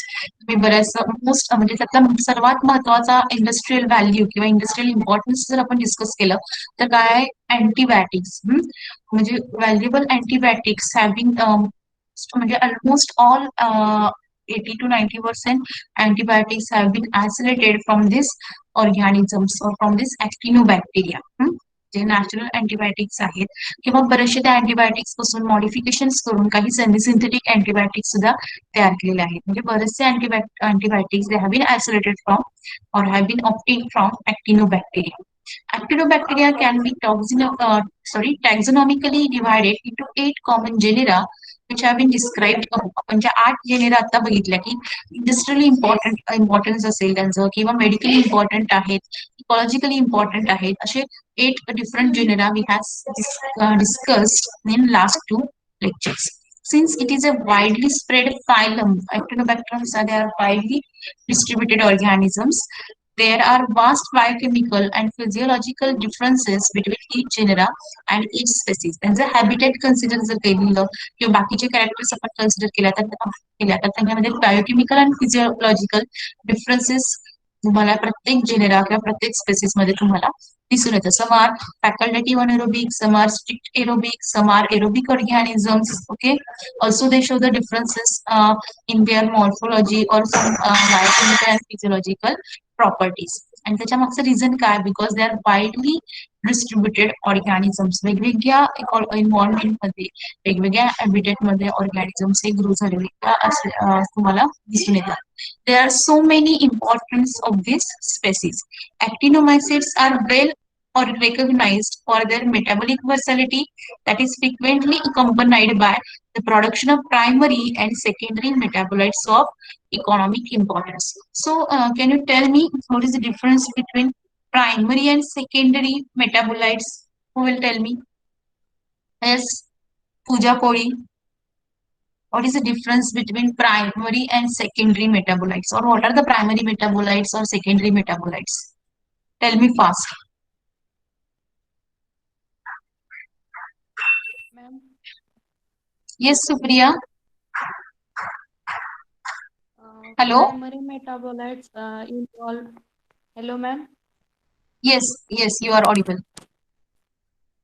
Primary metabolites involved in normal growth development and Very reproduction, good. That is, they are and produced or secondary they are synthesized metabolites during their growth phase, log phase, we can say. Yes. Continue, please. and secondary metabolites They are. Hello. hello. हाँ बोल. बोल गो. Secondary metabolites, they are not involved in normal growth or development. Okay. But कशासाठी लागतात मग आणि कुठल्या phase मध्ये तयार होतात? जनरली आपण प्रायमरी मेटाबोलाइट्स म्हणलं की they are produce during their growth phase or log phase. Okay, मग ग्रोथच्या कोणत्या फेज मध्ये हे सेकंडरी मेटाबोलाइट्स तयार होत असतील?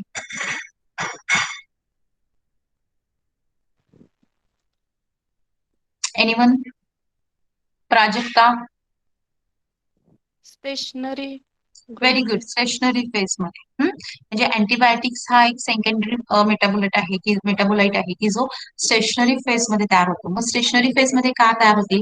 तर ते secondary metabolites are not required for their growth but they are required for their survival. Okay, म्हणजे जेव्हा एका स्पेसिफिक स्टेशनरी फेज मध्ये जात असतील, जेव्हा मिक्स पॉप्युलेशन असेल तेव्हा तिथे ऑब्व्हियसली ग्रोथसाठी कॉम्पिटिशन होणार आहे. लिमिटेड न्यूट्रिएंट सप्लाय, शेल्टर किंवा जे सोर्सेस अवेलेबल आहेत त्याच्यासाठी कॉम्पिटिशन होत असते ऑर्गॅनिझम्स मध्ये, त्या इकोसिस्टीम मध्ये. आणि त्यामुळे तिथं जर सर्व्हाइव्ह व्हायचं असेल तर काही स्पेसिफिक कंपाऊंड्स किंवा काही स्पेसिफिक प्रॉडक्ट्स ते ऑर्गॅनिझम्स तयार करत असतात. त्यांना आपण सेकंडरी मेटाबोलाइट्स म्हणतो. इथे लक्षात, म्हणजे त्यांच्या सर्व्हायव्हलसाठी कॉम्पिटिशन्स मध्ये राहण्यासाठी काही सेकंडरी मेटाबोलाइट्स हे ऑर्गॅनिझम्स तयार करत असतात. Okay, so some importance have industrial values as well as some are advantages for humans. Some of their advantages and disadvantages important are listed here. Actinomycetes, they are soil microorganism. They are important for improving fertility in soil. Obviously, they are able to produce the different extracellular enzymes. These extracellular enzymes can degrade different soil compounds like lignin, cellulose. Okay, and so they are important for improving the fertility in soil. Some actinobacteria, they produce enzymes, antibiotics, inhibitors, and various biochemically important compounds. And these bacteria used to produce these compounds in industrial scale. These different industrially important enzymes or antibiotics or some inhibitor compounds, they are produced or they are obtained in industrial on large scale by using such organisms. Okay, that is fermenters वगैरे वापरून मोठ्या प्रमाणात हे organisms कडून हे enzymes किंवा हे industrially important products मिळवले जातील. Some species form symbiotic association with plant roots, for example frankia. Okay, fertilizers म्हणून सुद्धा ते वापरले जाऊ शकतात. Some species are extremely pathogens, some are opportunistic pathogens, and both of them cause disease for human and animals. काही species हे pathogens आहेत, extremely pathogens म्हणून consider केले जातात. Some are opportunistic pathogens. So both of these can cause the diseases for human and animals. Some actinobacteria are used as a secondary fermenters during Swiss cheese production. एक आठवतंय का प्रोपिनिक acid producing organisms और त्याच्यामध्ये ऍक्टिनोबॅक्टेरियांचा role आहे. Swiss cheese आपण मागच्या वेळी offline लेक्चरच्या वेळी डिस्कस केलं होतं. अशा वेळी प्रोपेनिक ऍसिड तयार करणारे ऑर्गॅनिझम्स म्हणजेच actinobacteria they are used during secondary fermenters during the Swiss cheese production.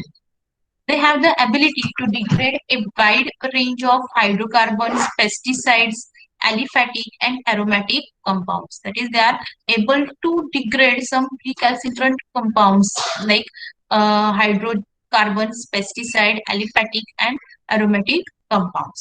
त्या दृष्टीने सुद्धा ते organisms important आहेत.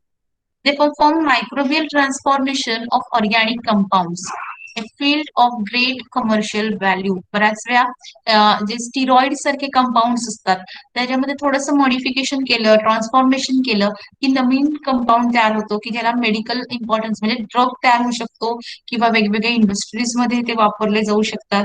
अशा ट्रान्सफॉर्मेशन करण्यामध्ये ह्या ऍक्टिनोबॅक्टेरियांचा मोठा रोल आहे. And so they have great commercial value. The members of many genera of actinomycetes have potential for the use in the bioconversion of underutilized agriculture and urban waste into high-value chemical products. Most of the actinomycetes that are able to produce the different enzymes, and so they are able to play important role in the bioconversion of underutilized agricultural and urban waste. जे agricultural waste आहे की ते सहजासहजी degrade होत नाही किंवा काही urban waste आहे की ते सहजासहजी डिग्रेड होत नाही, त्यांचं बायोकन्व्हर्जन म्हणजे त्यांचं दुसऱ्या युटिलायझेबल फॉर्म मध्ये कन्व्हर्जन करण्यामध्ये ह्या ऍक्टिनोमायसिड्स वापरले जाऊ शकतात. Okay, also a large function of antibiotics. महत्वाचा जो इंडस्ट्रियल इम्पॉर्टन्स आपण म्हणतो नेहमी डिस्कस करतो that is antibiotics. So large fraction of antibiotics in the market are obtained from the actinomycetes. They produce enzyme inhibitors which are useful for the cancer treatment. म्हणजे एखादं ते cancer treatment साठी बऱ्याच वेळा त्यांचा जो त्या कॅन्सरस सेल्स किंवा जे ट्रान्सफॉर्म सेल्स आहेत, मॅलिग्नंट सेल्स आहेत, त्यांचा मेटाबॉलिझम स्टॉप किंवा ब्लॉक करण्यासाठी, इनिबिट करण्यासाठी काही एन्झाईम इनिबिटर्स वापरावे लागतात. And this enzyme inhibitors can be obtain from the actinomycetes. समजतं बघा, कॅन्सरस सारख्या ज्या सेल्स आहेत त्या तिथे फिल करण्यासाठी त्यांचा जो बायोकेमिकल पाथवेज आहेत किंवा मेटाबॉलिझम चालू आहे तो मेटाबॉलिझम ब्लॉक करता यावा, इनिबिट करता यावा म्हणून काही एन्झाईम इनिबिटर्स वापरणं गरजेचं असतं. And this enzyme inhibitors can be obtain from the actinomycetes. Again, immunodeficients that enhance the immune responses.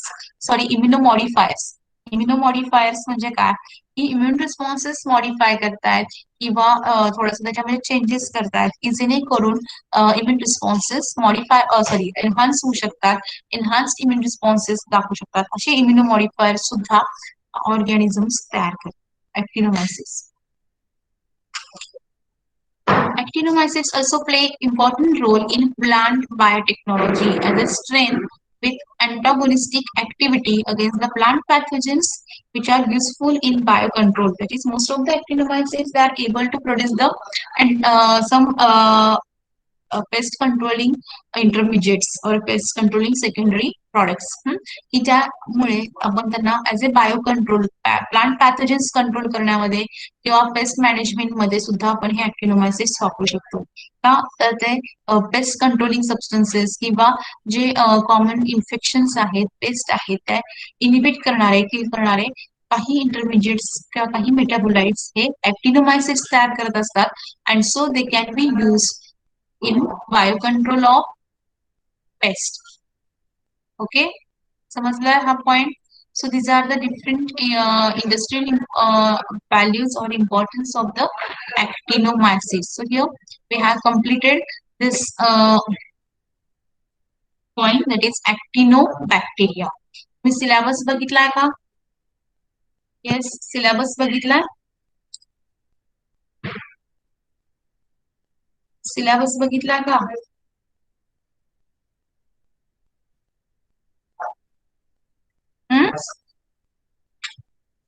Syllabus बघितलाय का?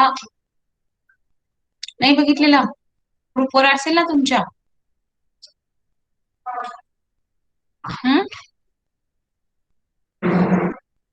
पेपर कुठला आहे काय? आता आपलं युनिट कुठलं चालू आहे? पेपरचं नाव काय? Microbial diversity, biodiversity, sorry, microbial biodiversity. त्याच्यामधलं आपण थर्ड युनिट बघतो, डोमेन आर्किया अँड ट्यूबॅक्टेरिया. त्यातला आपला जो इंट्रोडक्टरी पार्ट आहे तो आपला झालेला आहे. आर्किया आणि ट्यूबॅक्टेरियाचा जनरल रिव्ह्यू किंवा सिग्निफिकन्स आपण बघितला. त्याच्यानंतर डोमेन आर्किया हा आपण पॉइंट डिस्कस केलेला आहे. त्याच्यानंतर डोमेन ट्यूबॅक्टेरिया आपण त्याचे जनरल कॅरेक्टरिस्टिक्स बघितले आणि त्यातला जो पहिला फायलम आहे ऍक्टिनोबॅक्टेरिया हा आपण कम्प्लीट केलेला आहे. आणि लक्षात नाव नेक्स्ट फायलम और नेक्स्ट ग्रुप इज सायनोबॅक्टेरिया. एकूण तुम्हाला 5 ग्रुप्स आहेत, त्यातला आपला दुसरा सुरू करतोय आपण सायनोबॅक्टेरिया. ठीक आहे. सायनोबॅक्टेरिया जर आपण जनरल इंट्रोडक्शन बघितली, कोण सांगेल थोडस? कोण 5 मिनिटं आपण डिस्कस करूया. Nitrogen fixing bacteria. ओके ना, काय कोणी सांगितलं आन्सर? विनया. विनयाने सांगितलं. Cyanobacteria, they are nitrogen fixing bacteria. Can you tell me the another name for cyanobacteria? Rishikesh Kalange. Nostoc oscillatoria. Okay, these are the different species, or sorry, these are different genus of the cyanobacteria. The common name for cyanobacteria? Cyanophyta. What? Tejaswini? Cyanophyta. Cyanophyta. Okay, आणि अजून? Rishikesh Kalange, are you there with us? Saurabh. Okay, very good. Blue green. Yes, very good. So another name for cyanobacteria is blue green algae. Okay, so let's discuss the introductory part of cyanobacteria. I have shared the screen. Are you able to see the screen? Yes. Are you able to see the slide? Cyanobacteria. Yes, ma'am. Yes, Okay. ma'am. So cyanobacteria or blue-green algae. Let's see some introductory points of this cyanobacteria. As I someone told us the cyanobacteria, these are they are able to fix the nitrogen. Okay, and the another name of cyanobacteria is blue green algae. So cyanobacteria or blue green algae, they are one of the most successful autotrophic organisms on earth. These are most successful autotrophic organisms on earth. आता most successful हा point किंवा हा phrase का वापरली आहे? First of all, they are autotrophic organisms. Autotrophic means they are able to synthesize their own food. Autotrophic चा अर्थ काय होतो? They are able to synthesize their own food. Means cyanobacteria, they are able to show photosynthesis. Okay, that photosynthesis ही त्यांच्यामध्ये होतं. They are able to fix the carbon dioxide. They are able to produce the carbon compound, their own carbon source. Okay, so these are autotrophic organisms. Again, next property, they are ubiquitous. That is, they are present everywhere on Earth. Cyanobacteria, they are present on Earth everywhere. That is, they can be found in fresh water, sea water, salt marshes, marshes means sort of दलदलीचा area, moist rocks, tree trunk, moist soils, hot spring, frozen waters, and even some species, cyanobacteria have been isolated from Antarctic region. इथे लक्षात Antarctica मधून सुद्धा हे cyanobacteria species isolate केलेले गेले आहेत. So they are ubiquitous, that is, they are present everywhere on Earth. And so, because of these two characteristics, these organisms are called as, or they can be called as one of the most successful organisms on Earth. That is, they are adopted to every type of environment. और ecology कुठेही ते grow होण्यासाठी त्यांच्यामध्ये adaptation झालेले आहेत, adopt झालेले changes झालेले आहेत. Their abundancy can be got from the fact that is the Red Sea. You heard about this Red Sea. So the Red Sea is named after the coloration provided by the red colored planktonic cyanobacteria known as the Trichodesmium erythraeum.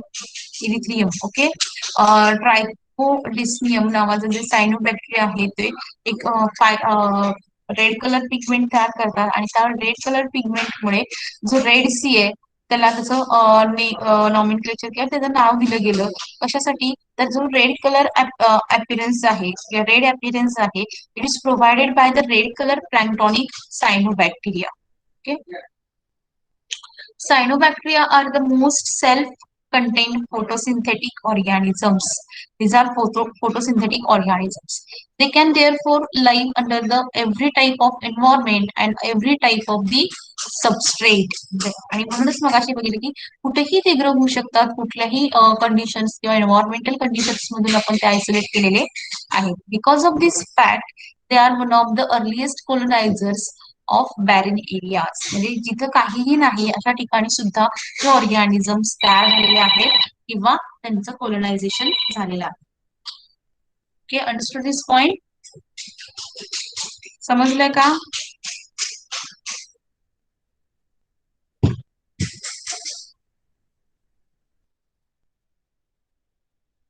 खाली diagram मध्ये some common filamentous type of cyanobacteria or breed algae जे commonly known आहेत असे Oscillatoria, Orthospora, Nostoc, Anabaena and रेग्युलरिया.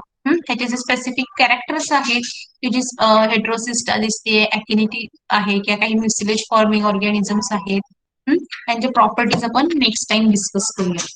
इथपर्यंत समजलंय का सगळ्यांना? Yes. पण next time cyanobacteria हा पॉइंट डिटेल मध्ये डिस्कस करूया. Okay, so we will stop here. Thank you. Note will be shared on Google Classroom.